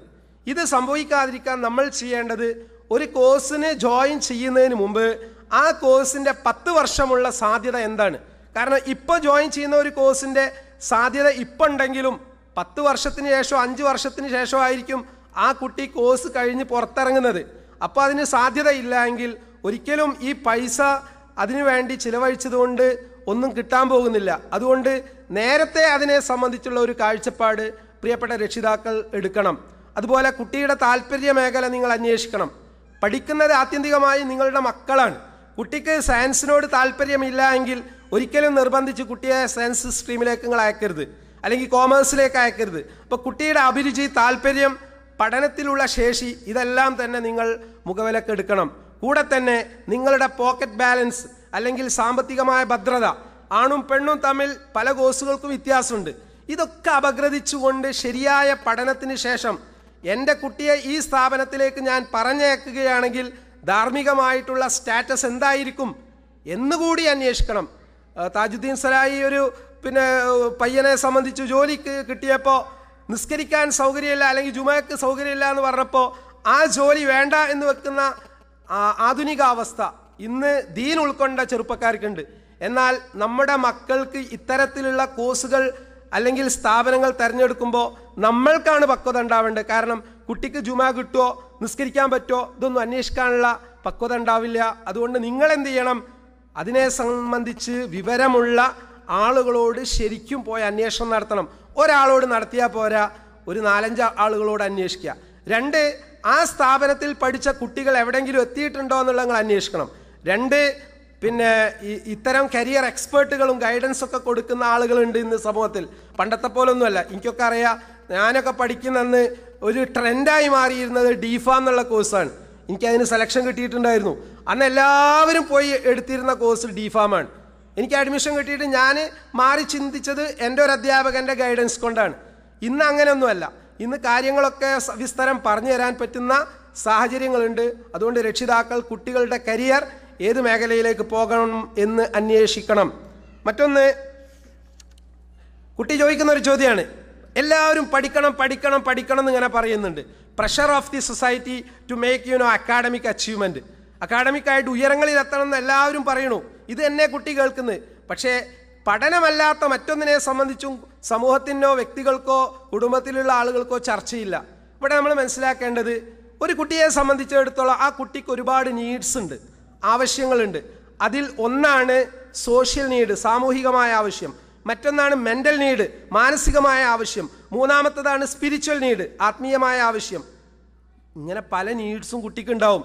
അതിൽ എഡ്യൂക്കേഷണൽ നീഡ് മാത്രം ഫുൾഫിൽ ചെയ്തിട്ട് നമ്മൾ അങ്ങോട്ട് വിടുമ്പോൾ ഒരു ശൂന്യത അപ്പുറത്ത് പ്രത്യക്ഷപ്പെടുകയാണ്. അതുകൊണ്ട് കുട്ടി തൃപ്തനാവില്ല. അതുകൊണ്ട് കുട്ടിക്ക് തൃപ്തി ലഭിക്കുന്ന രീതിയിൽ സമഗ്രമായിട്ടുള്ള വിദ്യാഭ്യാസമാണ് നമ്മൾ കൊടുക്കേണ്ടത്. അതിന് പ്രവാചകൻ സല്ലല്ലാഹു അലൈഹി വസല്ലം ഈ ലോകത്തും പരലോകത്തും വിജയിക്കാൻ ആവശ്യമായിട്ടുള്ള എല്ലാ ഗൈഡ് ലൈൻസും നമുക്ക് പറഞ്ഞു തന്നിട്ടുണ്ട്. പക്ഷെ നമുക്ക് അപകർഷതാബോധം തോന്നുകയാണ്. ഫോർ എക്സാമ്പിൾ, ഖുർആൻ പഠിപ്പിക്കാൻ വേണ്ടിയിട്ട് ഒരു പാരൻറ്റിൽ നിന്നുണ്ടായ അനുഭവം എന്താ വെച്ചാൽ, ഞാൻ എൻ്റെ കുട്ടിയെ ഹിഫ്ള് പഠിക്കാൻ വിടുകയാണെന്ന് ഭർത്താവ് പറഞ്ഞു. അപ്പോൾ ഭാര്യ പറഞ്ഞു, ഇതിനകത്ത് ഖുർആൻ പഠിക്കാൻ വേണ്ടി വിടുന്നത്, ഖുർആനൊന്നും പഠിക്കാൻ വിടണ്ട, ഇപ്പോൾ നമുക്ക് മറ്റേതിന് വിടാം. അവിടെ ഒരു കോറലിങ് വരികയാണ്. ഈ വാപ്പയെ സംബന്ധിച്ചിടത്തോളം വിശുദ്ധ ഖുർആൻ പഠനം നടത്തിയിട്ടുണ്ടെങ്കിൽ കുട്ടിക്ക് ഭൗതികമായും ആത്മീയമായും ഒരുപാട് മെച്ചങ്ങളുണ്ട് എന്ന തിരിച്ചറിവാണ് അതിന് പ്രേരിപ്പിക്കുന്നത്. നേരെ വിപരീതമായിട്ടാണ് ഭാര്യ ചിന്തിക്കുന്നത്. ഇതൊരു കോറലിങ് ആറ്റിറ്റ്യൂഡിലേക്ക് പോകുന്നു. പ്രിയപ്പെട്ട രക്ഷിതാക്കളെ, നമ്മൾ മനസ്സിലാക്കേണ്ടത്, അള്ളാഹു സുബ്ഹാനഹു തആലയെ സംബന്ധിച്ചുള്ള അറിവ്, ഖാലിക്കായ അള്ളാഹിനെ സംബന്ധിച്ചുള്ള അറിവ് കരസ്ഥമാക്കുക എന്നുള്ളതാണ് ഈ ലോകത്ത് വെച്ചിട്ടുള്ള ഏറ്റവും വലിയ അറിവ്. അതാണ് നാഫി ആയിട്ടുള്ള ഇൽമ്. ആ അറിവ് ലഭിക്കാതെ ഭൗതികമായി ഫിസിക്സോ സയൻസോ എന്ത് പഠിച്ചാലും നമ്മൾ എവിടെയും എത്താൻ പോകുന്നില്ല. നേരെ മറിച്ച് അള്ളാഹിനെ സംബന്ധിച്ചുള്ള അടിസ്ഥാനപരമായിട്ടുള്ള അറിവ്, ബാലപാഠങ്ങൾ കുട്ടിക്ക് കൊടുത്തതിന് ശേഷം ഫിസിക്സും കെമിസ്ട്രിയും മാത്തമാറ്റിക്സും ഇംഗ്ലീഷും നമ്മൾ പഠിപ്പിക്കുകയാണെങ്കിൽ ഏത് മേഖലയിലേക്ക് നിങ്ങൾ നിങ്ങളുടെ കുട്ടികളെ പറഞ്ഞയച്ചാലും ശരി, ആ കുട്ടികൾ വഴിതെറ്റാൻ പോകുന്നില്ല. ഇത് നിങ്ങൾ ശരിക്കും മനസ്സിലാക്കണം. പല കുട്ടികളും എന്തുകൊണ്ടാണ് വഴിതെറ്റുന്നത്? അടിത്തറ ശരിയില്ല. അടിത്തറ നമ്മൾ ഉണ്ടാക്കി കൊടുത്തിട്ടില്ല. ഇംഗ്ലീഷ് വിദ്യാഭ്യാസത്തിന് പിന്നിൽ ഓടുകയാണ്. അപ്പോൾ മതവിദ്യാഭ്യാസത്തിന് പ്രാധാന്യം നമ്മൾ നൽകാതെ പോകുമ്പോൾ അള്ളാഹിൻ്റെ പണിഷ്മെൻ്റ് ആയിരിക്കും അത് എന്ന് നമ്മൾ മനസ്സിലാക്കുക. അതുപോലെ തന്നെ പല കുട്ടികളും ഇതൊക്കെ കോമണായി വന്ന ചോദ്യങ്ങളാണ് ഞാൻ പറയുന്നത്. I can control my bad feelings. ഇതൊരു അധ്യാപകൻ പറഞ്ഞ കേസാണ് ഞങ്ങളോട് പറയാൻ പോകുന്നത്. എങ്ങനെ കുട്ടിക്ക് ബാഡ് ഫീലിങ്സ് കൺട്രോൾ ചെയ്യാൻ പറ്റുക? കാരണം പഠിപ്പിക്കുന്ന അധ്യാപികമാർ, ഇപ്പോൾ നമ്മൾ ഇവിടെയുള്ള സ്കൂളുകളൊക്കെ നമ്മൾ പരിശോധിച്ചിട്ടുണ്ടെങ്കിൽ ആണുങ്ങളെക്കാളും കൂടുതൽ അധ്യാപനം എന്നുള്ള ആ പ്രക്രിയ നിർവഹിക്കുന്നത് സ്ത്രീകളാണ്. ഇപ്പോൾ സ്ത്രീ അധ്യാപികയാണ്. അധ്യാപികയായിട്ടല്ല കുട്ടി കാണുന്നത്. കാരണം കുട്ടി കാണാൻ പാടില്ലാത്ത സകല തോന്നിവാസങ്ങളും കണ്ടിട്ടാണ് ക്ലാസ് റൂമിലേക്ക് വരുന്നത്. എന്നിട്ട് അവനിൽ സപ്രസ് ചെയ്തിട്ടുള്ള ലൈംഗികമായിട്ടുള്ള വികാരങ്ങൾ അവൻ റിലീസ് ചെയ്യാൻ വേണ്ടിയിട്ട് അത്തരത്തിലുള്ള സ്രോതസ്സുകൾ കണ്ടെത്തുന്നു. എന്നിട്ട് പഠിപ്പിക്കുന്ന അധ്യാപകരോട് പോലും ഇത്തരം മോശമായിട്ടുള്ള ഒരു രീതി കുട്ടികളിൽ ഉണ്ടാകുന്നു എന്ന് പറഞ്ഞാൽ അത്ര ഗൗരവത്തിലാണ് കാര്യങ്ങളുള്ളത് എന്ന് എൻ്റെ പ്രിയപ്പെട്ട രക്ഷിതാക്കൾ മനസ്സിലാക്കണം. ഞാനിതൊന്നും പർവ്വതീകരിച്ച് നിങ്ങളെ മുമ്പിൽ അവതരിപ്പിക്കുകയല്ല, വളരെ ക്രീമായിട്ട് കാര്യങ്ങൾ നിങ്ങളുടെ മുമ്പിൽ പറയാണ്. ഇതാണ് സത്യം. ഇത് നമ്മൾ എങ്ങനെ മണ്ണിട്ട് മൂടിയിട്ടും ഇത് സത്യമല്ലാതാവില്ല. അതുകൊണ്ട് ഈ ഒരു ഫിത്നയിൽ നിന്ന് നമ്മുടെ മക്കളെ രക്ഷപ്പെടുത്തണമെങ്കിൽ വളരെ ബോധപൂർവം പ്ലാനിങ്ങോടുകൂടി നമ്മൾ ശ്രമങ്ങൾ നടത്തിയിട്ടില്ലെങ്കിൽ വരുന്ന തലമുറയെ നമുക്ക് കിട്ടുമോ എന്നുള്ളത് വളരെ ചിന്തിക്കേണ്ട കാര്യം തന്നെയാണ്. അതുപോലെ പല കുട്ടികൾക്കും പരീക്ഷ അല്ലെങ്കിൽ പഠനം ഒരു വലിയ വിഷയമാണ്. എങ്ങനെ പഠിക്കാം മക്കൾക്കറിയില്ല. അപ്പോൾ പ്രിയപ്പെട്ട രക്ഷിതാക്കൾ പഠനം എന്താണെന്നുള്ളത് ആദ്യം മനസ്സിലാക്കണം. നിങ്ങൾക്ക് ധാരണ വേണം. പഠനം എന്ന് പറഞ്ഞാൽ ഒരു ടൈറ്റ് ഷെഡ്യൂൾഡ് കമ്പാർട്ട്മെൻറ്റ് നടക്കുന്ന കാര്യമല്ല പഠനം. പഠനത്തിന് ആദ്യം വേണ്ടത് ഒരു റിലാക്സേഷനാണ്. ഇപ്പം എന്നോട് പ്രസംഗിക്കാൻ പറഞ്ഞു, ഇത്ര സമയത്തിനുള്ളിൽ ഇന്ന രീതി ചെയ്യണം എന്ന് പറഞ്ഞിട്ട് ടൈറ്റ് ഷെഡ്യൂൾ വരുമ്പോൾ സ്വാഭാവികമായിട്ടൊരു പിരിമുറുക്കം എനിക്ക് ഉണ്ടാവും. നേരെ മറിച്ച് ഒന്ന് റിലാക്സ്ഡ് ആയിട്ട് നിങ്ങൾ സംസാരിച്ചോളി എന്ന് പറഞ്ഞ് എന്നോട് പറഞ്ഞിട്ടുണ്ടെങ്കിൽ ഇൻഷാ അല്ലാഹ് ഞാൻ റിലാക്സ്ഡ് ആയിരിക്കും. ഇതുപോലെ തന്നെയാണ് നമ്മുടെ കുട്ടികളും. അപ്പോൾ കുട്ടികൾക്ക് പഠനം നടക്കണമെങ്കിൽ ഒരു റിലാക്സ്ഡ് അറ്റ്മോസ്ഫിയർ നിങ്ങൾ ഉണ്ടാക്കി കൊടുക്കണം. മറ്റൊന്ന് ഏറ്റവും സുപ്രധാനം നമ്മുടെ വഴികാട്ടി വിശുദ്ധ ഖുർആനാണ്. എല്ലാ ദിവസവും സുപ്രഭാതത്തിൽ രാവിലെയും വൈകുന്നേരവും വിശുദ്ധ ഖുർആൻ പാരായണം ചെയ്യുന്നത് ഹൃദയ വിശാലത കൊണ്ടുവരുന്നതും മെമ്മറി പവർ വർദ്ധിപ്പിക്കുന്നതും ആത്മവിശ്വാസം ഉണ്ടാക്കുന്നതുമാണ്. ഈ ഒരു ട്രെയിനിങ് പ്രിയപ്പെട്ട രക്ഷിതാക്കളെ നാം ആദ്യം ചെയ്യുക, കൂടെ തന്നെ നമ്മുടെ മക്കൾക്ക് കൊടുക്കുക. അൽഹംദുലില്ലാ, വീട്ടിൽ വിശുദ്ധ ഖുർആൻ പാരായണം കൊണ്ട് രാവിലെ ആരംഭിച്ചാൽ എത്ര സമയമല്ലെങ്കിലും ഖുർആനിലുള്ള ഒരു ആയത്തുകൾ ഒരു 5-10 മിനിറ്റ് ഓതാൻ വേണ്ടിയിട്ട് ഉമ്മയും ഉപ്പയും ഒന്നിച്ചിരുന്ന് അത് ചർച്ച ചെയ്ത് ആരംഭിക്കുമ്പോൾ അതിൻ്റെ ഒരു ബർക്കത്ത് ആ വീട്ടിലുണ്ടാവുന്നുള്ളതിൽ സംശയമല്ല. അതുപോലെ തന്നെ അമിതമായ ഉത്കണ്ഠ, കോപം, ഭയം, ദുഃഖം, അപകർഷതാബോധം ഇതൊക്കെ കുട്ടിക്കുണ്ടായാൽ പിന്നെ അവിടെ പഠനം നടക്കൂല, പരീക്ഷ നടക്കൂല. ഇതൊക്കെയാണ് ഇന്ന് കുട്ടിക്കുള്ളത്. അതുകൊണ്ട് ശാന്തമായ മനസ്സോടുകൂടി പഠിക്കുക. കുട്ടിക്ക് നമ്മൾ പിരിമുറുക്കുണ്ടാക്കി കൊടുക്കരുത്. നിങ്ങൾ ദയവായിട്ട് ഉമ്മമാരോട് എനിക്ക് പറയാനുള്ളത്, പഠിക്ക് പഠിക്ക് പഠിക്ക്, പുട്ടിൽ തേങ്ങ ഇടുന്ന മാതിരി ഇത് ഇങ്ങനെ പറയാക്കുക. നിങ്ങൾ മിണ്ടാതെന്നാൽ മതി, എന്നാൽ മക്കൾ പഠിച്ചോളും. നിങ്ങൾ ആ പിരിമുറുക്കുണ്ടാക്കുന്നത് എൻ്റെ അനുഭവത്തിൽ ഞാൻ മനസ്സിലാക്കിയത് സ്ത്രീകളാണ്. പുരുഷന്മാരുമായിട്ട് കൗൺസിലിങ്ങിലൊക്കെ ഇരിക്കുമ്പോൾ എനിക്ക് അറിയാൻ സംഗതി, ഓള് വിടൂലാന്ന്, പെണ്ണ് വിടൂലാന്ന്. കാരണം അത് പഠിച്ചിട്ടുണ്ടാവില്ല, എവിടെ എത്തിയിട്ടും ഉണ്ടാവില്ല. അപ്പോൾ ഇതിൻ്റെ ഓവർ എക്സ്പെക്ടേഷൻ ഈ കുട്ടിയിൽ കൂടി പൂർത്തീകരിക്കാൻ വേണ്ടി ശ്രമം നടത്തുകയാണ്. അതുകൊണ്ട് നിങ്ങൾ സ്വതന്ത്രമായി മക്കളെ വിടുക. ഉണ്ടാക്കി കൊടുക്കേണ്ടത് പഠിക്കാനുള്ള ഒരു മാഹൗല്, ഒരു നല്ല അന്തരീക്ഷം വീട്ടിലുണ്ടാക്കി കൊടുക്കുക. അതുപോലെ തന്നെ റെസ്റ്റ് എടുക്കാൻ സമയം കൊടുക്കുക, വിശ്രമിക്കാൻ സമയം കൊടുക്കുക, കളിക്കാൻ സമയം കൊടുക്കുക. കളി എന്നുള്ള കുട്ടി നിർബന്ധമായിട്ടും നിർവഹിക്കേണ്ട ഒരു കാര്യമാണ്. പഠനം നടക്കണമെങ്കിൽ കളി അപ്പുറത്ത് നടക്കണം.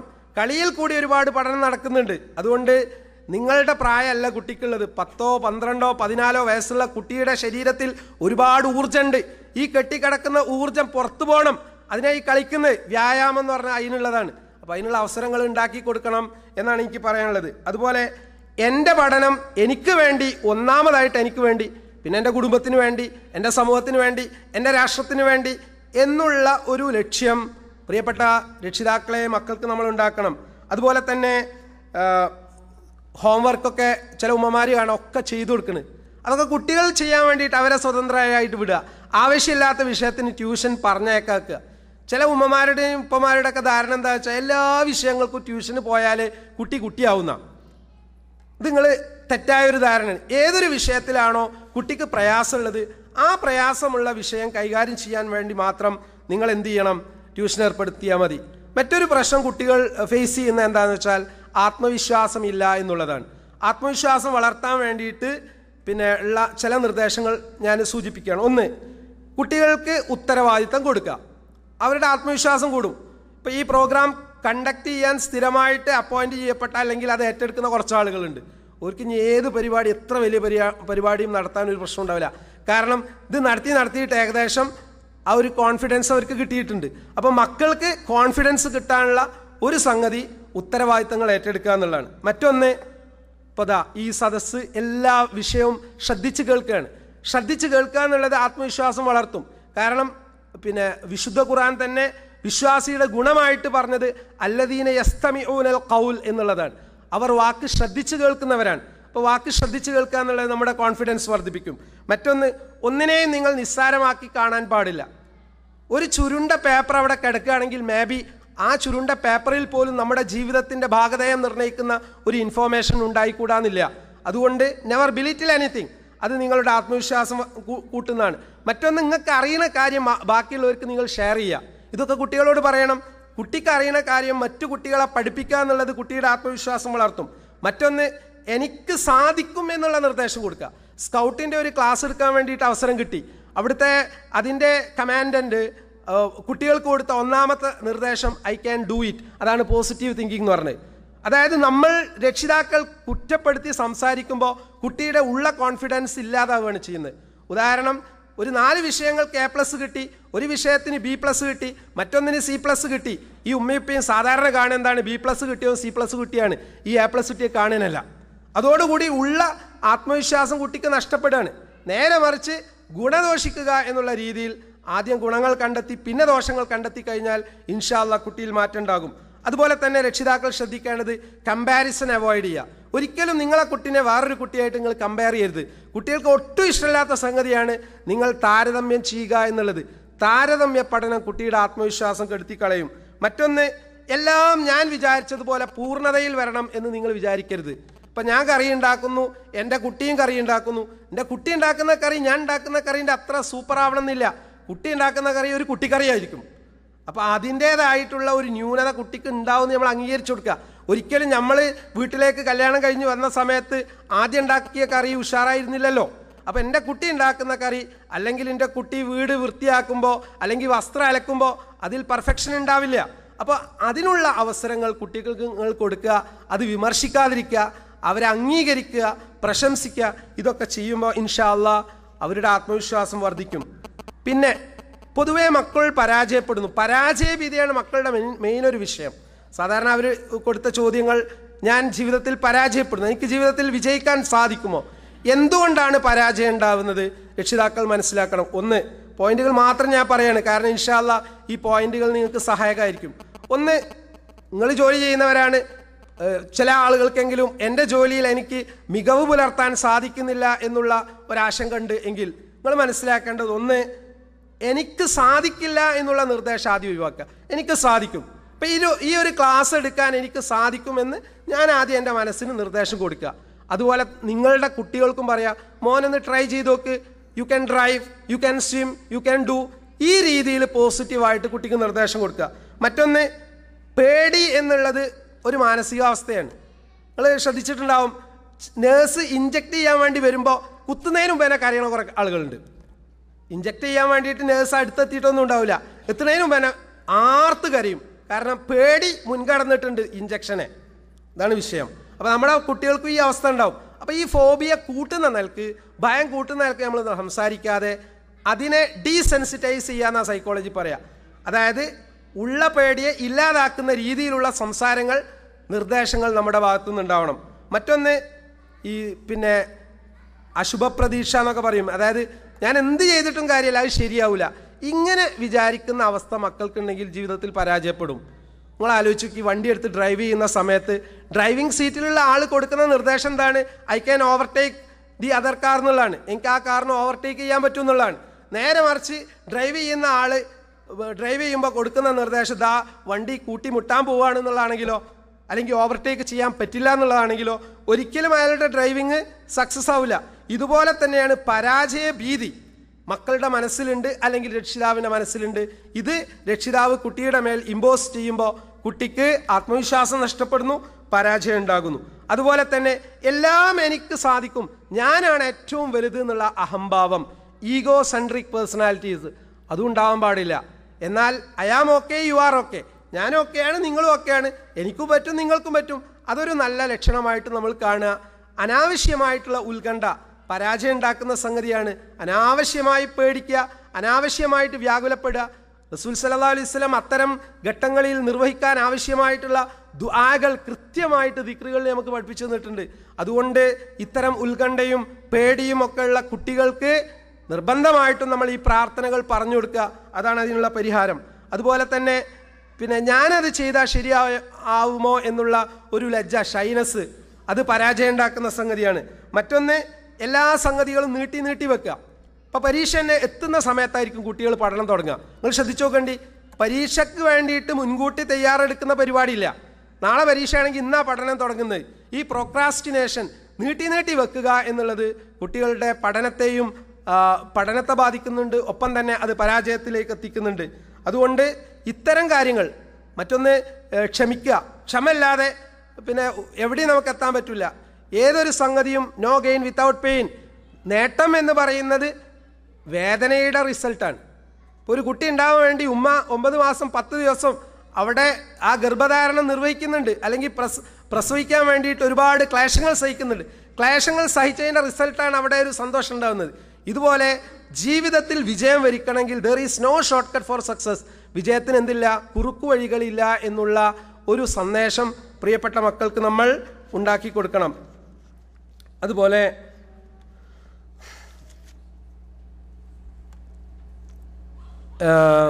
പ്രശ്നമായിട്ട് കണ്ടിട്ടുള്ള മറ്റൊന്ന് മോഷണം നടത്തുക എന്നുള്ളത്, അല്ലേ? ചില കുട്ടികൾക്കെങ്കിലും അത്തരത്തിലുള്ള ശീലങ്ങൾ ഉണ്ടാവും. രക്ഷിതാക്കൾ സാധാരണ പറയുന്ന പരാതിയാണ്, കുട്ടികൾ മോഷണ ശ്രമം നടത്തുന്നു.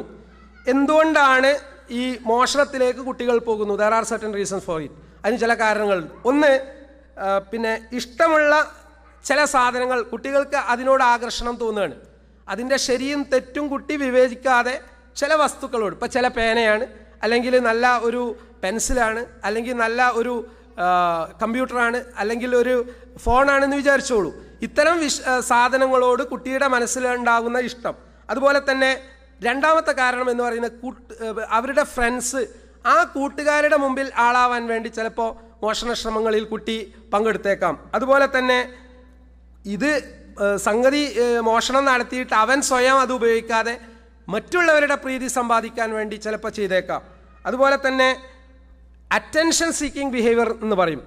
ഉമ്മിയും കുട്ടീനെ ശ്രദ്ധിക്കില്ല, അപ്പോൾ കളവ് നടത്തിയിട്ടെങ്കിലും അല്ലേ, ചിലവരൊക്കെ കണ്ടില്ലേ, നാളെ പത്രത്തിൽ എൻ്റെ ഫോട്ടോ വരും എന്ന് വിചാരിച്ചിട്ടെങ്കിലും ആത്മഹത്യക്ക് ശ്രമിക്കുക, ബിൽഡിങ്ങിൻ്റെ മുകളിൽ കയറുക. അപ്പോൾ ഈ രീതിയിലുള്ള റോങ് ബിഹേവിയറിലേക്ക് ഒരു കുട്ടി പോകുന്നുണ്ടെങ്കിൽ അതിനെ പിന്നിൽ ഒരുപാട് കാരണങ്ങളുണ്ടാവും. അവസാനം ചെയ്യുന്ന പണിയാണത്. അപ്പോൾ നമ്മുടെ മക്കൾ ശ്രദ്ധ കിട്ടാൻ വേണ്ടിയിട്ട് വികൃതി കാണിക്കും. ഇപ്പോൾ ഞാൻ വീട്ടിലേക്ക് ചെല്ലുമ്പോൾ എൻ്റെ പോക്കറ്റിൽ നിന്ന് പേന എടുത്തിട്ട് കുട്ടി ഓടുകയാണ്, സ്റ്റെയർ കേസ് ഇട്ട് ഓടുകയാണ്. കുട്ടി ആഗ്രഹിക്കുന്നത് എൻ്റെ ശ്രദ്ധ കിട്ടണം എന്നാണ്. അപ്പോൾ ഉപ്പ എൻ്റെ പിന്നാലെ ഓടി ആ പേന തിരിച്ചെടുക്കുമ്പോൾ ഷീ എൻജോയ്സ് ഇറ്റ്, കുട്ടി അത് ആസ്വദിക്കുകയാണ്. അതുകൊണ്ട് പ്രിയപ്പെട്ട രക്ഷിതാക്കൾ മനസ്സിലാക്കേണ്ടത് കുട്ടിയുടെ വികൃതി എന്നുള്ളതും മോഷണം എന്നുള്ളതും ശ്രദ്ധ പിടിച്ചു പറ്റാൻ വേണ്ടി ചെയ്തേക്കാം. അതുപോലെ തന്നെ കുട്ടികളുടെ റിവെഞ്ച് അല്ലെങ്കിൽ പ്രതികാര ചിന്ത ഉണ്ടാവും. അത് വാപ്പനോടുണ്ടാവുക, ഉമ്മയോടുണ്ടാവുക, അധ്യാപകനോടുണ്ടാവുക. അപ്പോൾ സ്കൂളിൽ വെച്ചിട്ടാണ് മോഷണം നടത്തുന്നതെങ്കിൽ അധ്യാപകനോടുള്ള റിവെഞ്ച് അല്ലെങ്കിൽ സഹപാഠികളോടുള്ള റിവെഞ്ച് കാണിക്കാൻ വേണ്ടിയിട്ടും മോഷണ ശ്രമങ്ങളിൽ ഏർപ്പെട്ടേക്കാം. അപ്പോൾ എന്താണ് അതിനുള്ള പരിഹാരം? മോഷണം എന്നുള്ളത് യഥാർത്ഥത്തിൽ ശരിയല്ല, ഇസ്ലാമികമായിട്ട് നമ്മൾ പ്രോത്സാഹിപ്പിക്കാൻ പാടില്ലാത്ത ഒരു വലിയ തെറ്റാണത്. അതുകൊണ്ട് അതിൻ്റെ തിക്തഫലം എന്താണ് എന്ന് ഒരു കളവ് നടത്തുമ്പോൾ കുട്ടി അറിയേണ്ടതുണ്ട്, രക്ഷിതാക്കളത് അനുഭവിപ്പിക്കേണ്ടതുണ്ട്. രണ്ട്, അത് തെറ്റാണ് എന്നുള്ളത് കുട്ടിക്ക് അറിയാത്തത് കൊണ്ടും അത്തരത്തിലുള്ള തെറ്റ് കുട്ടിയിൽ നിന്ന് വന്നേക്കാം. അത് ആ കുട്ടിക്ക് തെറ്റാണെന്ന് നമ്മൾ മനസ്സിലാക്കി കൊടുക്കണം. അതുപോലെ തന്നെ മോഷ്ടിച്ച വസ്തുക്കൾ തിരിച്ചു കൊടുത്ത് മാപ്പ് ചോദിക്കുക എന്നുള്ളത് രക്ഷിതാക്കൾ ചെയ്യേണ്ട ഒരു സംഗതിയാണ്. ചില രക്ഷിതാക്കളെങ്കിലും അത് കിട്ടിക്കഴിഞ്ഞിട്ടുണ്ടെങ്കിൽ ഇനിയിപ്പോൾ ഓനെങ്ങനെ മാപ്പൊക്കെ ചോദിക്കാൻ വേണ്ടി പോവുക, അത് ഇനി ആരോട് പറയേണ്ട, ഇനി ഓൻ കക്കൂല, അല്ലെങ്കിൽ ഓൻ മോഷണം നടത്തൂല. അങ്ങനെ ചെയ്താൽ പറ്റില്ല. അങ്ങനെ കളവ് ചെയ്തിട്ടുണ്ടെങ്കിൽ മോഷ്ടിച്ച വസ്തു തിരിച്ചു കൊടുത്ത് ആരുടേതാണോ കളവ് നടത്തിയെങ്കിൽ അയാളോട് മാപ്പ് ചോദിക്കാൻ സാധിക്കണം. മറ്റൊന്ന്, പിന്നെ അവൻ്റെ ക്ലാസ് അധ്യാപകരെ ഇത്തരം കാര്യങ്ങൾ അറിയിക്കുക എന്നുള്ളതും ഫർദറായിട്ട് ഈ രോഗം അവസ്ഥയിലേക്ക് പോകും. അതിന് പറയുന്നത് ക്ലെപ്റ്റോമാനിയ എന്നാണ്. കളവ് പിന്നെ മൂർജിച്ച് പിന്നെ കട്ടേ നിൽക്കുള്ളൂ എന്നുള്ള ഒരവസ്ഥയിലേക്ക് കളവെത്തും. അപ്പോൾ അതെത്തുന്നതൊക്കെ രക്ഷിതാക്കളുടെ അശ്രദ്ധ കൊണ്ടാണ് എന്ന് പിന്നെ സാന്ദർഭികമായി സൂചിപ്പിക്കുകയാണ്. അതുപോലെ പല കുട്ടികൾക്കും ഈ വന്നിട്ടുള്ള പിന്നെ ഞാൻ എൻ്റെ ഈ ക്ലാസ്സിൽ കണ്ടിട്ടുള്ള ഒരു സംഗതി, പ്രേമത്തെക്കുറിച്ച് ഞാൻ പറഞ്ഞു. പ്രേമം എന്നുള്ളതിന് ചില കാരണങ്ങളുണ്ട്. അതാണ് ഞാൻ രക്ഷിതാക്കൾ മനസ്സിലാക്കേണ്ടത്. ഇതൊരു കോമൺ ഡിസീസായി മാറിയതുകൊണ്ടാണ് ഇങ്ങനെ തന്നെ പറയുന്നത്. എന്തുകൊണ്ടാണ് എൻ്റെ കുട്ടി പ്രേമിക്കാൻ പോകുന്നത്? പ്രേമം എന്നുള്ളത് ഒരു ഇൻഫെക്ച്വേഷനാണ് ഇംഗ്ലീഷ് പറയുക. ഈ 13, 10, 12 വയസ്സിലൊക്കെ ഒരു കുട്ടിക്ക് വേറൊരു കുട്ടിയോട് തോന്നുന്ന ആ വികാരം, അതാണ് പ്രേമം. ആ ഒരു വികാരം ഉണ്ടാവാൻ ചില കാരണങ്ങളുണ്ട്. ആ കാരണങ്ങളാണ് നിങ്ങൾ ഒന്ന് മനസ്സിലാക്കേണ്ടത്. ഒന്ന്, വേണ്ടത്ര സ്നേഹം വീട്ടിൽ നിന്ന്, ഉപ്പയിൽ നിന്നും ഉമ്മയിൽ നിന്നും തുറന്ന സ്നേഹം കിട്ടുന്നില്ല എന്നുള്ളത് അതിൻ്റെ ഒരു കാരണമാണ്. ഉമ്മയും ഉപ്പയും എല്ലാ വിഷയങ്ങളിലും മക്കളോട് ഇടപെട്ടുകൊണ്ട് എല്ലാം ആശയവിനിമയം നടത്തി സ്നേഹം പങ്കിടുന്ന ഒരു സാഹചര്യം ഉണ്ടെങ്കിൽ, അതുപോലെ ഇത്തരം വിനകളുണ്ട്, സ്ഥാപനത്തിലേക്ക് നീ പോവാണ്, നിന്റെ പ്രായം ഇന്നതാണ്, ഇത്തരം കെണികളിൽ നീ പെടാൻ പാടില്ല എന്നുള്ള ഗുണകാംക്ഷയോടുകൂടി ഇത്തരം നിർദ്ദേശങ്ങളൊക്കെ സന്ദർഭോചിതമായി മക്കൾക്ക് ഉപദേശ നിർദ്ദേശങ്ങൾ കൊടുക്കുന്ന ഒരു രക്ഷിതാവിൻ്റെ കുട്ടി ഇത്തരം കെണിയിൽ പെടില്ല. കാരണം മാതൃകാപരമായിട്ടുള്ള ഒരു ജീവിതം നയിക്കുന്ന രക്ഷിതാവിനെയാണ് കുട്ടി കാണുന്നത്. മറ്റൊന്ന്, കുട്ടികളെ അകറ്റി നിർത്തുന്ന ചില രക്ഷിതാക്കളുണ്ട്. എനിക്കറിയാം, ഒരു രക്ഷിതാവ് ചെറുപ്പത്തിലൊക്കെ കുട്ടികളെ നന്നായിട്ട് ഓമനിക്കും, വലുതായിട്ടുണ്ടെങ്കിൽ ഈ കുട്ടികളെ അടുത്ത് ചെല്ലാൻ സമ്മതിക്കില്ല. ഇതൊക്കെ ഓരോ രോഗമാണ്. അപ്പം നിങ്ങൾ മനസ്സിലാക്കേണ്ടത്, റസൂൽ സല്ലല്ലാഹു അലൈഹി വസല്ലം പേരക്കുട്ടികളോടും പിന്നെ മക്കളോടൊക്കെ കാണിച്ച സമീപനം എന്താണ്? അറ്റാച്ച്മെൻ്റ് ആണ്. അപ്പം മക്കളെ കൂട്ടിപ്പിടിച്ചുകൊണ്ടുള്ള ഒരു സമീപനം, അത് എത്ര വലുതായാലും ചെറുതായാലും മക്കളോട് നമ്മൾ കാണിക്കുക. ആ ഡിറ്റാച്ച്മെൻറ്റ് മക്കൾക്ക് ഫീൽ ചെയ്തിട്ടുണ്ടെങ്കിൽ അറ്റാച്ച്മെൻറ്റ് കിട്ടാൻ വേണ്ടി കുട്ടി കിട്ടുന്നിടത്തേക്ക് പോകും. നിങ്ങൾ മനസ്സിലാക്കേണ്ടത്, 13, 14, 15 റേഞ്ചിലുള്ള ആൺകുട്ടിയാണെങ്കിലും പെൺകുട്ടിയാണെങ്കിലും തൻ്റെ വിചാരങ്ങൾ ഒരാളോട് ഷെയർ ചെയ്യാൻ കുട്ടിയുടെ മനസ്സ് കൊതിക്കും. അപ്പോൾ ആര് വന്നാലും, ചിലപ്പോൾ മുഖം ഒരു ഭംഗിയില്ലാത്ത ആളായിരിക്കും വന്നിട്ട് റിക്വസ്റ്റ് ചെയ്യുന്നത്, അയാളുടെ റിക്വസ്റ്റ് ലൈക്ക് ചെയ്യും കുട്ടികൾ. അപ്പോൾ എന്തിനാണ് ഇയാളെ നീ ഇഷ്ടപ്പെട്ടത്? ഇന്ന് കേരളത്തിൽ സംഭവിച്ചുകൊണ്ടിരിക്കുന്ന ഏറ്റവും വലിയൊരു ദുരന്തം, നമ്മുടെ പ്രിയപ്പെട്ട പെൺകുട്ടികൾ അവരെ വലവീശാൻ വേണ്ടിയിട്ട് ബോധപൂർവമായിട്ടുള്ള ശ്രമങ്ങൾ അമുസ്ലിങ്ങളിൽ നിന്നുണ്ട് എന്ന് നിങ്ങൾ മനസ്സിലാക്കണം. ഇത് പത്രങ്ങളൊക്കെ വായിക്കുന്നവരാണ്, ഞാൻ കൂടുതൽ പറഞ്ഞു തരേണ്ടതില്ല. നിഷ്കളങ്കരായിട്ടുള്ള നമ്മുടെ കുട്ടികളെ വലവീശാൻ സമർത്ഥരായിട്ടുള്ള ചില പൊടിക്കൈകൾ അവരുടെ ഭാഗത്തു നിന്നുണ്ടാകുമ്പോൾ നമ്മുടെ മക്കൾ വലയിൽ വീണു പോവാണ്. അതുകൊണ്ട് പ്രിയപ്പെട്ട രക്ഷിതാക്കൾ അത്തരം സാഹചര്യങ്ങളെക്കുറിച്ച് കൃത്യമായിട്ടുള്ള മുന്നറിയിപ്പും വിവരവും നമ്മുടെ മക്കൾക്ക് പറഞ്ഞു കൊടുക്കണം. മറ്റൊന്ന്, പിന്നെ നിരന്തരം വിമർശിക്കുക, കുറ്റപ്പെടുത്തുക. കുട്ടി ചെയ്യുന്ന ഒരു കാര്യവും അംഗീകരിക്കില്ല, വിമർശനം മാത്രമേ ഉമ്മൻ്റെ നാവിൽ നിന്നുണ്ടാവുന്നുള്ളൂ, അല്ലെങ്കിൽ ഉപ്പയുടെ നാവിൽ നിന്നുണ്ടാവുന്നുള്ളൂ. അപ്പോൾ വാപ്പ പറയാണ്, എന്തിനങ്ങൾ ഇങ്ങനെ വിമർശിക്കുന്നത് ചോദിച്ചപ്പോൾ, വിമർശിക്കാൻ എങ്ങനെ ഇരിക്കുക? ഓൻ്റെ പ്രോഗ്രാം കണ്ടാൽ അല്ലെങ്കിൽ അവൻ്റെ പെരുമാറ്റം കണ്ടിട്ടുണ്ടെങ്കിൽ നിങ്ങളാണെങ്കിൽ വിമർശിച്ചു പോകും. അങ്ങനത്തെ കുട്ടിയിലുള്ളൂ, അത് സത്യം തന്നെയാണ്. പക്ഷേ ആ ഒരു അവസ്ഥയിലേക്ക് ഈ കുട്ടിയെ എത്തിച്ച ഈ വാപ്പയാണ്. ആ വാപ്പ അത് അംഗീകരിക്കില്ല. വാപ്പ എപ്പോഴും പറയണേ ഞാനൊക്കെ. ഇപ്പോൾ ചില ഉമ്മാർക്കൊക്കെ ഉള്ള വിഷയം എന്താ വെച്ചാൽ, എനിക്കൊരു തയ്യാറില്ല, മൂപ്പർക്കാണ് തയ്യാറ്. നിങ്ങൾ മൂപ്പരെ കൗൺസിൽ ചെയ്തോളി, മൂപ്പർക്കാണ് തയ്യാറില്ല, എനിക്കൊരു തയ്യാറില്ല. ഇതൊക്കെ ഇവിടെ ഉള്ള അവസ്ഥകളാണ് ഞാൻ പറയുന്നത്. ഇതൊന്നും ഞാനേതോ സാങ്കല്പിക ലോകത്തുള്ള സംസാരം നടത്തുന്നല്ല. എനിക്കൊരു തയ്യാറില്ല, മൂപ്പർക്കാണ് തയ്യാറ്. അല്ലെ മൂപ്പര് പറയുന്നു എനിക്കൊരു തയ്യാറില്ല, ഓൾക്കാണ് തയ്യാറ്. ഇത് രണ്ടും സംഭവിക്കും. അതുകൊണ്ട് ഇതിൻ്റെ ഇടയിൽ രണ്ടിൻ്റെയും നടുവിൽ മക്കളുണ്ടാവും. ഓരാണ് വീർപ്പ് മുട്ടുക. ആർക്കാ അപ്പം തയ്യാറ്? വാപ്പക്കാണോ മക്കാണോ? ഒരു രണ്ടാളും അങ്ങോട്ടും ഇങ്ങോട്ടും നോക്കുക മക്കള്. നിങ്ങൾ മനസ്സിലാക്കണം, പ്രത്യേകിച്ച് പ്രായപൂർത്തിയായ മക്കള് വളരെയാണ്. അവരുടെ മനസ്സിന് സമാധാനം കൊടുക്കേണ്ട രക്ഷിതാവിൽ നിന്ന് ഇത്തരം സംസാരം ഉണ്ടാകുമ്പോൾ ഒളിച്ചോടും കുട്ടി. ഒളിച്ചോടിയില്ലെങ്കിൽ അത്ഭുതമുള്ളൂ. കാരണം ഈ വാപ്പന് ഇമ്മിനി സഹിച്ച് മതിയായി എനിക്ക്. കുട്ടി ചിന്തിക്കുകയാണ്. കാരണം റിലീജിയസ് ആയ ബാക്ക്ഗ്രൗണ്ട് കൊടുത്തിട്ടില്ല. അത് കൊടുക്കേണ്ട സമയത്ത് നമുക്ക് ഫസ്റ്റ് ഇമ്പോർട്ടൻസ് ഇംഗ്ലീഷ് മീഡിയത്തിലായിരുന്നു. മതം പുച്ഛയായിരുന്നു. ഉസ്താദിനെ കാണുമ്പോൾ ആ ഒരു താടിക്കാരന് കാക്ക അല്ലേ? അല്ല തരും. അല്ല എന്താ തരുന്ന അറിയോ നിങ്ങൾ? വിശുദ്ധ ദീനിനെ നമ്മൾ അവഗണിച്ചിട്ടുണ്ടെങ്കിൽ അതിൻ്റെ അദാബ് 1-ാം നമ്പർ ഇവിടുന്ന് കിട്ടും, 2-ാമത്തെ അവിടുന്ന് ഉണ്ടാവും. അതുകൊണ്ട് പ്രിയപ്പെട്ട രക്ഷിതാക്കളെ, ഇപ്പോൾ ഇവിടെ വല്ല മ്യൂസിക്കോ മറ്റോ ഒക്കെ നടക്കുകയാണെങ്കിൽ ഇവിടെ ഓഡിറ്റോറിയം നിറഞ്ഞിട്ട് കവിയും അല്ലേ? ഈ കോഴ്സിന് പങ്കെടുത്ത കുട്ടികളുടെ രക്ഷിതാക്കൾ മുഴുവൻ ഇവിടെ വന്നിട്ടുണ്ടോ എനിക്ക് തോന്നുന്നില്ല. കാരണം നമുക്ക് നേരമില്ല, പലതിനും നേരമില്ലല്ലോ. നേരം ഉണ്ടാകുന്ന ഒരു ടൈം ഉണ്ടാവും. അപ്പം അങ്ങനെ ക്യൂ നിൽക്കുകയാണ് കൗൺസിലറുടെ അടുത്ത്. എത്ര മണിക്കൂറാണെങ്കിലും എത്ര വട്ടാ വിളിക്കണേ? കാരണം പരിഹരിക്കാൻ പറ്റില്ല. സ്വന്തം പരിഹരിക്കാൻ പറ്റാത്ത സമയത്ത് പിന്നെ പോയി മുട്ടി നിൽക്കുകയാണ്. 3, 4, 5 മണിക്കൂർ നിൽക്കും. നേരെ മറിച്ച് ഗൈഡൻസ് ഇത്തരം ക്ലാസ്സുകളൊക്കെ സംഘടിപ്പിക്കുമ്പോൾ അപ്പം അത് നമുക്കിത് പറയാൻ പൂതിയായിട്ട് നിങ്ങളെ വിളിച്ചാന്നുള്ളതാണ് ചിലവർക്ക് തോന്നുന്നത്. ചിലവർക്ക് അങ്ങനെ തോന്നുന്നുണ്ട്. എന്ത് ചെയ്യാനാ? അപ്പം അതുകൊണ്ട് എനിക്ക് പറയാനുള്ളത് ഇതൊക്കെ വസ്തുതകളാണ്. അതുപോലെ നെഗറ്റീവായ സ്ട്രോക്ക്, നിരന്തരം കുട്ടി നെഗറ്റീവായിട്ടുള്ള നിഷേധാത്മകമായ സംസാരം ഉപ്പയിൽ നിന്നും ഉമ്മയിൽ നിന്നും കേൾക്കുമ്പോൾ പ്രേമത്തിലേക്ക് പോകുന്നു. അതുപോലെ പരസ്പരം താരതമ്യപ്പെടുത്തുന്നത്. കുട്ടിക്കിത് സഹിക്കൂല, നമുക്ക് സഹിക്കുമോ? ഞാൻ ഈ പ്രസംഗമൊക്കെ കഴിഞ്ഞ് ഇവിടെ ഇറങ്ങുമ്പോൾ തന്നെ ഉമ്മ ആ ഒരു പ്രസംഗം നിങ്ങൾ നടത്തേണ്ടിയില്ല കേട്ടോ, എനിക്ക് സഹിക്കുമോ? നിങ്ങൾക്ക് ആർക്കും സഹിക്കൂല. നിങ്ങൾക്ക് ഭക്ഷണം ഉണ്ടാക്കി തരുന്ന ഭാര്യ ഭക്ഷണമൊക്കെ ആയിട്ട് വിളമ്പി തന്നപ്പോൾ പിന്നെ ഒരു സുഹൃത്ത് പറയാണ്, ഇന്നലെ മറ്റേ പരയിൽ ഞാൻ ആ ഫംഗ്ഷന് പോയപ്പോൾ ഓളുണ്ടാക്കിയ കറി ഒന്ന് തിന്നണ്ടേനായിരുന്നു. നമുക്ക് പറ്റുമോ? ആർക്കും പറ്റൂലത്. നിങ്ങളെ കുട്ടിയൊക്കെ എങ്ങനെ പറ്റുക? അതുകൊണ്ട് ആ രീതിയിലുള്ള സംഭാഷണം ഗൗരവമുള്ളതാണ്. അതുകൊണ്ട് നമ്മൾ നടത്തരുത്. അതുപോലെ തന്നെ ഫ്രണ്ട്സിൻ്റെ മുമ്പിൽ വെച്ചും അധ്യാപകരുടെ മുമ്പിൽ വെച്ചും ഒക്കെ ക്രിട്ടിസൈസ് ചെയ്യുക, ഇൻസൾട്ട് ചെയ്യുക, ഇതൊക്കെ നമ്മൾ അറിയാതെ ചെയ്യണതാണ്. ഇതിൻ്റെ ഒക്കെ വേദന എന്ന് പറഞ്ഞാൽ വളരെ വലിയ വേദനയാണ്. കുട്ടികളത് മറക്കൂല. എന്നാലും നിങ്ങൾ ആ ഫ്രണ്ടിൻ്റെ മുമ്പ് വെച്ചിട്ട് നിങ്ങൾ ഇൻസൾട്ട് ചെയ്തില്ലേ, ഇതൊക്കെ നമ്മൾ അറിയാതെ അങ്ങോട്ട് പൊട്ടിച്ചു പോവാണ്. ചിലവർക്ക് എന്താണെന്ന് വെച്ചാൽ വീർത്ത് ഇങ്ങോട്ട് വരുമ്പോൾ അത് പൊട്ടിച്ചില്ലെങ്കിൽ സുഖം ഉണ്ടാവില്ല. പിന്നെയാണ് ഒരു ചാടിയ കിണറ്റിൻ്റെ വീതി നൂളുമൊക്കെ മനസ്സിലാക്കുക. അതുകൊണ്ട് പ്രിയപ്പെട്ട രക്ഷിതാക്കളെ, മറ്റുള്ളവരുടെ മുമ്പിൽ വെച്ച് വിമർശിക്കുന്നത് ഇത്തരം പ്രണയത്തിലേക്ക് കുട്ടികൾ നീങ്ങാൻ കാരണമാകുന്നു. അതുപോലെ വീട്ടിൽ കലഹിക്കുന്ന അന്തരീക്ഷം ഉണ്ടായിട്ടുണ്ടെങ്കിൽ, അതുപോലെ അടിക്കുന്ന പാരൻസ് ഉണ്ട്. കലിങ്ങട്ട് ഇളകുമ്പോൾ പ്രഷർ ഇളകുമ്പോൾ മൂപ്പർക്ക് മൂച്ചിപ്പിരാന്താണ്. ഇതിങ്ങോട്ട് കയറുകയാണ്. ഭാര്യക്കും കൊടുക്കും, മക്കൾക്കും കൊടുക്കും. അപ്പോൾ ഈ അടി കിട്ടാത്തൊരു ലോകത്തേക്ക് പുഞ്ചിരി തൂകുന്ന മുഖവുമായി അല്ലേ എന്തെല്ലാം ഓമന വാക്കുകളാണ് ചാറ്റിങ്ങിൽ കൂടി ചീറ്റ് ചെയ്യാൻ വേണ്ടിയിട്ട് നടത്തുന്നത്. അപ്പോൾ അതൊക്കെ വസ്തുതയെന്ന് അറിഞ്ഞ് ഈ കുട്ടി അതിൽ വിശ്വസിച്ചാൽ പോവാണ് അല്ലേ. കല്യാണത്തിന് മുമ്പ് പ്രേമിച്ചിട്ടുണ്ടെങ്കിൽ തെറ്റുണ്ടോ സാറേ? ഒരു തെറ്റുമില്ല, വേഗം പോയി ചെയ്തുവിട്. കാരണം ആ ഒരു കാലാവസ്ഥയിലാണിന്ന് നമ്മുടെ അല്ലേ ഇങ്ങനത്തെ കാര്യമൊക്കെ. അതൊക്കെ ഹലാലല്ലേ എന്നുള്ള ആൾക്കാണ് നമ്മളെ കൂടെ നടക്കുന്നവർ പോലും. എന്താ ഇപ്പോൾ പ്രണയിച്ചാൽ തെറ്റ്, കണ്ടപ്പോൾ എന്താ തെറ്റ്, സംസാരിച്ചാൽ എന്താ തെറ്റ്, തേഞ്ഞു പോകുമെന്നൊക്കെ ചോദിക്കണത്.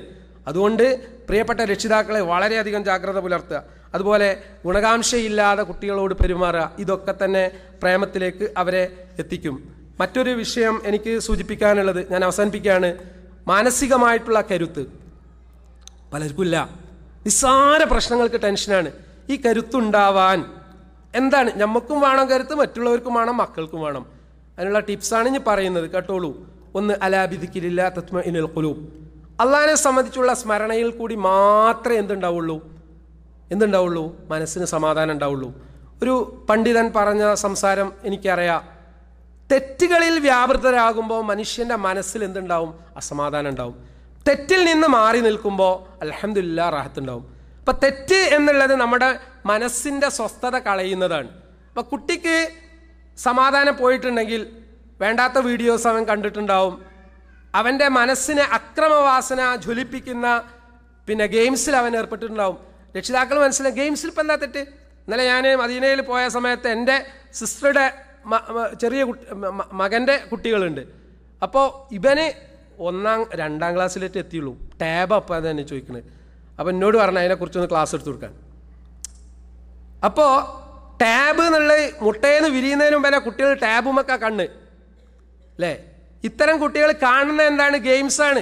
കുട്ടിയുടെ കയ്യിൽ ടാബ് കിട്ടിയാൽ കുട്ടി ആദ്യം ഓപ്പറേറ്റ് ചെയ്യുന്നത് എൻ്റെ മൊബൈൽ എടുത്തിട്ട് കുട്ടി നോക്കുന്നത് എന്താണ്? ഗെയിംസ് ഉണ്ടോ എന്നുള്ളതാണ്. ഇതാണ് കുട്ടിയുടെ മനസ്സ്. കുട്ടിക്ക് അത് ശരിയും തെറ്റും വിവേചിച്ചറിയാൻ അറിയില്ല. ഉമ്മി ഉപ്പി എന്താ ചെയ്യണത്? ഈ മുസീബത്തൊന്ന് അടങ്ങട്ടെ വിചാരിച്ച് പോയി കണ്ടോ. കാരണം പിന്നെ ചില കുട്ടികളൊക്കെ വീട്ടിൽ എത്തിയിട്ടുണ്ടെങ്കിൽ എവിടെയും നിൽക്കൂല. കുട്ടികൾ അങ്ങനെ തന്നെയാണല്ലോ, നമ്മളൊക്കെ ഏതായിരുന്നു ടൈപ്പ് അല്ലേ? അപ്പോൾ മക്കളതാണ്, ഞമ്മക്കത് സഹിക്കാൻ വയ്യ. നമ്മളുടെ ചെറുപ്പക്കാരെ നമ്മൾ ഉമ്മനോടോ വലിയമ്മനോടോ ഒക്കെ ചോദിച്ചാൽ അറിയാൻ പറ്റും, നല്ല വളവായിരുന്നു, നല്ല കുരുത്തക്കാടായിരുന്നു. ഇന്ന് നമ്മുടെ ഫോട്ടോ സ്റ്റാറ്റ് നമ്മളെ മക്കൾ, നമ്മൾ മുമ്പ് പ്രാക്ടീസ് ചെയ്തതിൻ്റെ ഒക്കെ തന്നെ ആ സംഗതി ഇവിടെ കാണുമ്പോൾ നമുക്ക് സഹിക്കാൻ പറ്റില്ല. അപ്പോൾ കൊച്ചു ടി വി പോയി കണ്ടോ, നല്ല കൊച്ചു ടി വിയാണ്. കൊച്ചു ടി വിയിൽ എല്ലാ മുസീബത്തും ഉണ്ടാക്കുന്ന കാര്യങ്ങളാണ് കുട്ടി കാണുന്നത്. അതുപോലെ അവിടെ ഒന്നും ഫിൽറ്ററിങ് നടക്കുന്നില്ല. അതുകൊണ്ട് ഇത് അവൻ്റെ ക്യാരക്ടറിനെ മോൾഡ് ചെയ്യുന്നതിൽ, അക്രമവാസന ജ്വലിപ്പിക്കുന്നതിൽ പിന്നെ ആവോളം കാരണമാവുകയാണ്. അതുപോലെ ഒന്ന് ഞാൻ പറഞ്ഞു, സമാധാനം കിട്ടാൻ ചെയ്യേണ്ടത് മനസ്സമാധാനം കിട്ടാൻ അള്ളാഹിനെ സംബന്ധിച്ചുള്ള സ്മരണ നിലനിർത്തുക. 2, വിധി വിശ്വാസം. എല്ലാം എൻ്റെ ജീവിതത്തിൽ അള്ളാഹ് തീരുമാനിച്ചതുപോലെ വരുള്ളൂ. അത് നമ്മൾ മക്കൾക്ക് ചെറുപ്പം മുതലേക്ക് ഉണ്ടാക്കണം, നമുക്കും ഉണ്ടാവണം തവക്കുൽ എന്നുള്ള സംഗതി.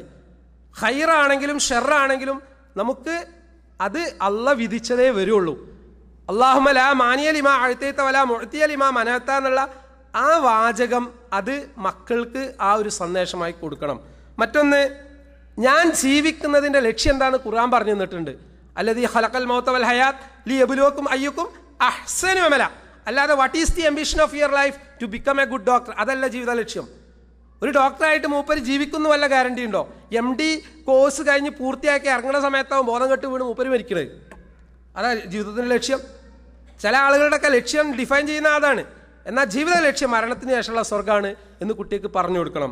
മറ്റൊന്ന്, നമ്മുടെ ഈ കോപത്തെ നിയന്ത്രിക്കുക. അല്ലാഹുവിൻ്റെ റസൂൽ സല്ലല്ലാഹു അലൈഹി വസല്ലം പറഞ്ഞു, കോപം നിയന്ത്രിക്കുക എന്നുള്ളത് മനസ്സിന് സമാധാനം ഉണ്ടാക്കുന്നതാണ്. വെറുതെ കോപിഷ്ടരാവുകയാണ് നമ്മൾ. അനാവശ്യമായി കോപം പേറിയിട്ടാണ് മാർക്കറ്റിൽ നിന്ന് വീട്ടിലേക്ക് എത്തുന്നത്. വീട്ടിൽ വന്നിട്ട് സകലരോടും കോപിക്കുകയാണ്, എന്നിട്ട് സ്വസ്ഥത അല്ല എന്ന് പറയുന്നു. അപ്പോൾ റസൂൽ സല്ലല്ലാഹു അലൈഹി വസല്ലം പറഞ്ഞു, കോപം വന്നിട്ടുണ്ടെങ്കിൽ അഊദു ബില്ലാഹി മിനശ് ശൈത്വാനിർ റജീം എന്ന് ചൊല്ലുക. വുളു എടുക്കുക, 2 റക്അത്ത് നിസ്കരിക്കുക. നിന്നിട്ടാണെങ്കിൽ ഇരിക്കുക, ഇരുന്നിട്ടാണെങ്കിൽ കോപം വരുന്നെങ്കിൽ കിടക്കുക. കിടന്ന് മിക്കവാറും ആരും കോപിക്കൂല. അപ്പോൾ ഈ രീതിയിൽ അതിനെ പ്രാക്ടീസ് ചെയ്യുക. അതുപോലെ തന്നെ ഭക്ഷണ രീതി നിയന്ത്രിക്കുക. നമ്മൾ ശ്രദ്ധിക്കേണ്ടതാണ്. മാനസികാരോഗ്യത്തിന് ഉള്ള വേണ്ടാത്ത എല്ലാ ഹോർമോണും കുത്തിവെച്ച സാധനങ്ങൾ കിട്ടുന്നത് ഫ്രീ ആണെന്ന് വിചാരിച്ച് ഇഷ്ടം പോലെ മക്കൾ തിന്നുന്നു. പ്രത്യേകിച്ച് കൗമാരത്തിലുള്ള ആൺകുട്ടികളും പെൺകുട്ടികളും അവരുടെ രതിവികാരങ്ങളെ ഉണർത്തുന്ന ഹോർമോണാണ് ഈ ബ്രോയിലർ ചിക്കനിലുള്ളത്. പെൺകുട്ടികളുടെ കാര്യത്തിൽ പ്രത്യേകിച്ച് നിങ്ങൾ മനസ്സിലാക്കി, ആൺകുട്ടികളും അങ്ങനെ തന്നെയാണ്. ഇത് തിന്നിട്ട് പിന്നെ കുട്ടിയൊക്കെ അവിടെ കിടന്നുറങ്ങാൻ പറ്റില്ല. ഇത് കണ്ടമാനം വാങ്ങിക്കൊടുക്കരുത്. അപ്പോൾ അവർ അത്തരത്തിലുള്ള കാര്യങ്ങൾ അന്വേഷിച്ച് പോകും എന്ന് നിങ്ങൾ മനസ്സിലാക്കുക.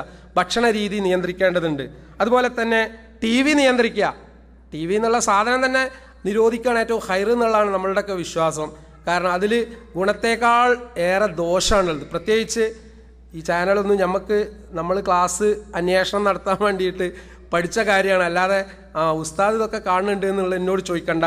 ഒന്ന് FTV, ഏറ്റവും വൾഗറായിട്ടുള്ള കാര്യങ്ങൾ കിട്ടുന്ന ചാനൽസ് ആണെന്നാണ് പറയപ്പെടുന്നത്. ആക്ഷൻ, ആ കുട്ടി അതൊക്കെ കാണുന്നുണ്ടോ പോയി നോക്കുന്നുണ്ടോ.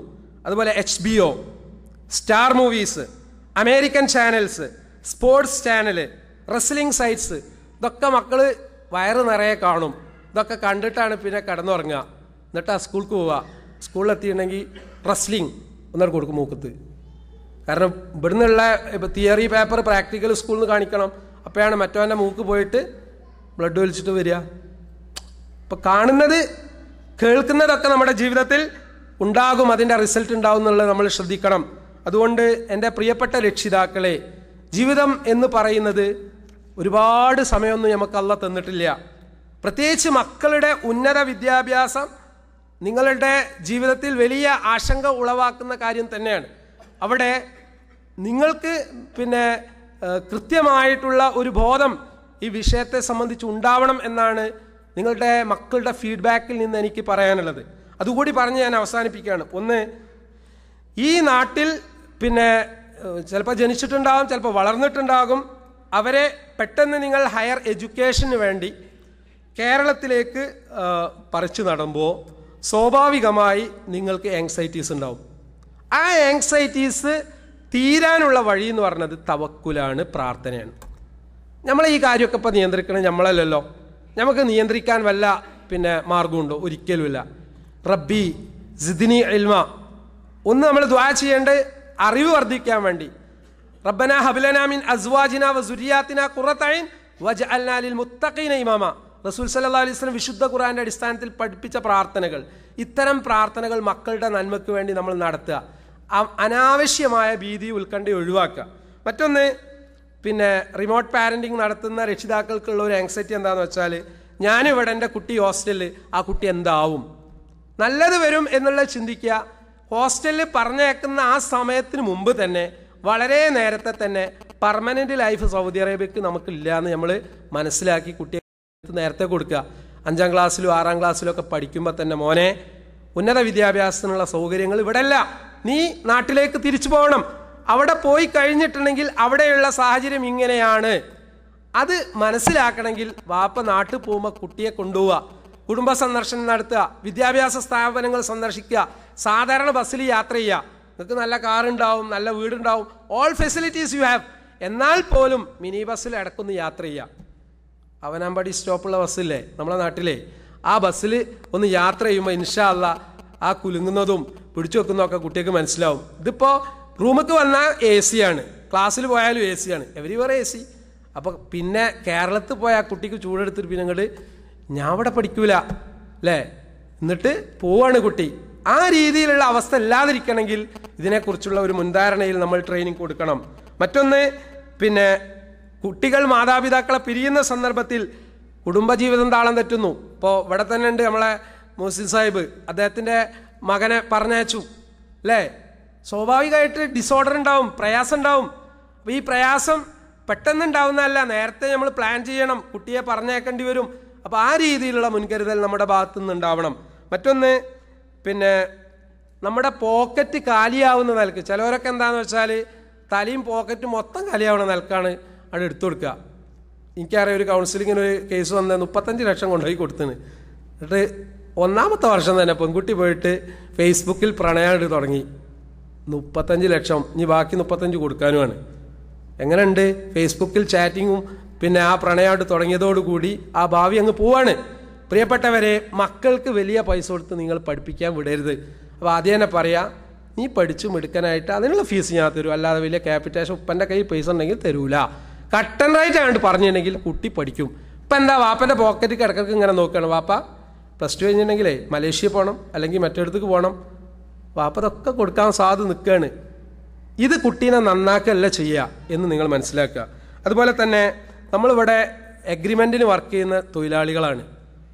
നിങ്ങൾക്ക് ഇനി എത്ര കൊല്ലങ്ങൾ ഇവിടെ വർക്ക് ചെയ്താലും അഷ്റഫ് മൗലവിനെ മാതിരി ഇവിടെ നിങ്ങൾക്ക് സിറ്റിസൺഷിപ്പ് ഒന്നും കിട്ടാൻ പോകുന്നില്ല അല്ലേ. ഒരാൾക്ക് കിട്ടി വിചാരിച്ച് നിങ്ങളതിന് പൂതിയും വെക്കണ്ട. അതുകൊണ്ട് നാട്ടിലേക്ക് നമുക്കൊക്കെ തിരിച്ചു പോകണം. ഈ ഒരു മെൻറ്റാലിറ്റിയോട് കൂടി നമ്മൾ മക്കൾക്ക് ട്രെയിനിങ് കൊടുത്താൽ ഇൻഷാ അല്ലാഹ് അതിൻ്റെ റിസൾട്ട് അവിടെ ഉണ്ടാവും. അതുപോലെ തന്നെ നമ്മുടെ കുടുംബത്തെ അറിയാനും, അതുപോലെ തന്നെ പിന്നെ നമ്മുടെ ഇന്ത്യക്കാരനാണ്, ഇന്ത്യയിലേക്ക് നമുക്ക് തിരിച്ചു പോകണം, അവിടുത്തെ സാഹചര്യങ്ങളുമായിട്ട് ഇടപെടണം എന്നുള്ള ഒരു ബോധം നമ്മുടെ മക്കൾക്ക് നമ്മൾ ഉണ്ടാക്കാൻ ശ്രദ്ധിക്കണം. അതുപോലെ കുട്ടികളുടെ കഴിവുകൾ മനസ്സിലാക്കിക്കൊണ്ട് പ്രതീക്ഷകൾ വെച്ച് പുലർത്തുക. ചിലവരൊക്കെ എന്താണെന്ന് വെച്ചാൽ ഇന്ത്യൻ്റെ പ്രസിഡൻ്റ് ആക്കാൻ എൻ്റെ മകനെന്ന് വിചാരിച്ച് നടക്കുകയാണ്. അതിനുള്ള കപ്പാസിറ്റി വേണ്ടേ? നമ്മളെ കപ്പാസിറ്റി തന്നെയല്ലേ മക്കൾക്കും ഉണ്ടാവുള്ളൂ. അപ്പോൾ അതൊക്കെ മനസ്സിലാക്കിയിട്ട് നമ്മൾ ജീവിക്കുക. അൽഹംദുലില്ലാ. പിന്നെ ഇനി താജുദ്ദീൻ സലാഹി ഞാൻ വിട്ടുപോയ കാര്യങ്ങൾ പൂരിപ്പിക്കുന്നതായിരിക്കും. 1 മണിക്കൂറിനുള്ളിൽ ഒരു ഓട്ടം ഓടിയാണ്, തീർന്നില്ല, ഒരുപാട് ഇനി ബാക്കിയുണ്ട്. നിങ്ങൾക്ക് ഇത്ര മതിയല്ലോ. പിന്നെ അൽഹംദുലില്ലാ, എനിവേ ചില കാര്യങ്ങളൊക്കെ നിങ്ങൾക്ക് കിട്ടിക്കാണും എന്ന് ഞാൻ വിചാരിക്കുകയാണ്. നമ്മളൊക്കെ ആഗ്രഹിക്കുന്ന നല്ല മക്കൾ നമുക്ക് നഷ്ടപ്പെടാൻ പാടില്ല. പരലോകത്ത് സ്വർഗം കിട്ടുന്ന മക്കളായിട്ട് ഒരു മാറണമെങ്കിൽ നന്നായിട്ട് നമ്മൾ അധ്വാനിക്കണം. നമ്മൾ ഉറങ്ങിപ്പോയിട്ടുണ്ടെങ്കിൽ മക്കൾ നമ്മളെ പാർസൽ ചെയ്യും. ശരിക്കും മനസ്സിലായിക്കോളി. അപ്പോൾ അള്ളാഹിനോട് നമ്മൾ ദുആ ചെയ്യുക. അള്ളാഹു സുബ്ഹാനഹു തആല നമുക്ക് നല്ല അവസ്ഥ പ്രദാനം ചെയ്യുമാറാവട്ടെ. പരലോകത്ത് ഉപകരിക്കുന്ന, സ്വർഗം സമ്പാദിക്കുന്ന നല്ല മക്കളെ വളർത്താനുള്ള തൗഫീഖ് അള്ളാഹു നമുക്ക് എല്ലാവർക്കും പ്രദാനം ചെയ്യുമാറാവട്ടെ. വന്നുപോയ അബദ്ധങ്ങൾ, ഈ ക്ലാസ്സൊക്കെ കേട്ടപ്പോൾ ഇന്ന ഫാൾട്ടൊക്കെ എനിക്കുണ്ട്, അതൊക്കെ ജിപ്പോൾ അവിടെ പോയി പറഞ്ഞു കൊടുത്തിണില്ലേ, ഞാൻ കാണിച്ചു തരാം എന്നെ എന്ന് പറഞ്ഞായിട്ട് എന്ത് ചെയ്യണ്ട? നിങ്ങൾ കുട്ടികളോട് അതൊന്നും പറയാൻ നിൽക്കണ്ട. കുട്ടികൾ പറഞ്ഞുകൊണ്ട് അൽഹംദുലില്ലാ ഞങ്ങൾക്ക് പറഞ്ഞു തന്ന്. ഇതാരാ എന്താണെന്നൊന്നും എന്നോട് ചോദിച്ചാൽ ഞാൻ പറഞ്ഞു തരൂല. ഇതൊക്കെ എൻ്റെ അടുത്ത് രേഖകളൊക്കെ ഉണ്ട്. അത് ഞാൻ ആ രീതിയിൽ അവിടെ അവതരിപ്പിച്ചത്. അള്ളാഹു സുബ്ഹാനഹു തആല കാര്യം മനസ്സിലാക്കി അതിന് പരിഹാരം ഉണ്ടാവാൻ ബോധപൂർവ്വ ശ്രമം നമ്മൾ നടത്തുക. അള്ളാഹു അനുഗ്രഹിക്കട്ടെ. വസല്ലല്ലാഹു അലാ മുഹമ്മദി വഅലാ ആലിഹി വസഹബിഹി. അസ്സലാമു അലൈക്കും.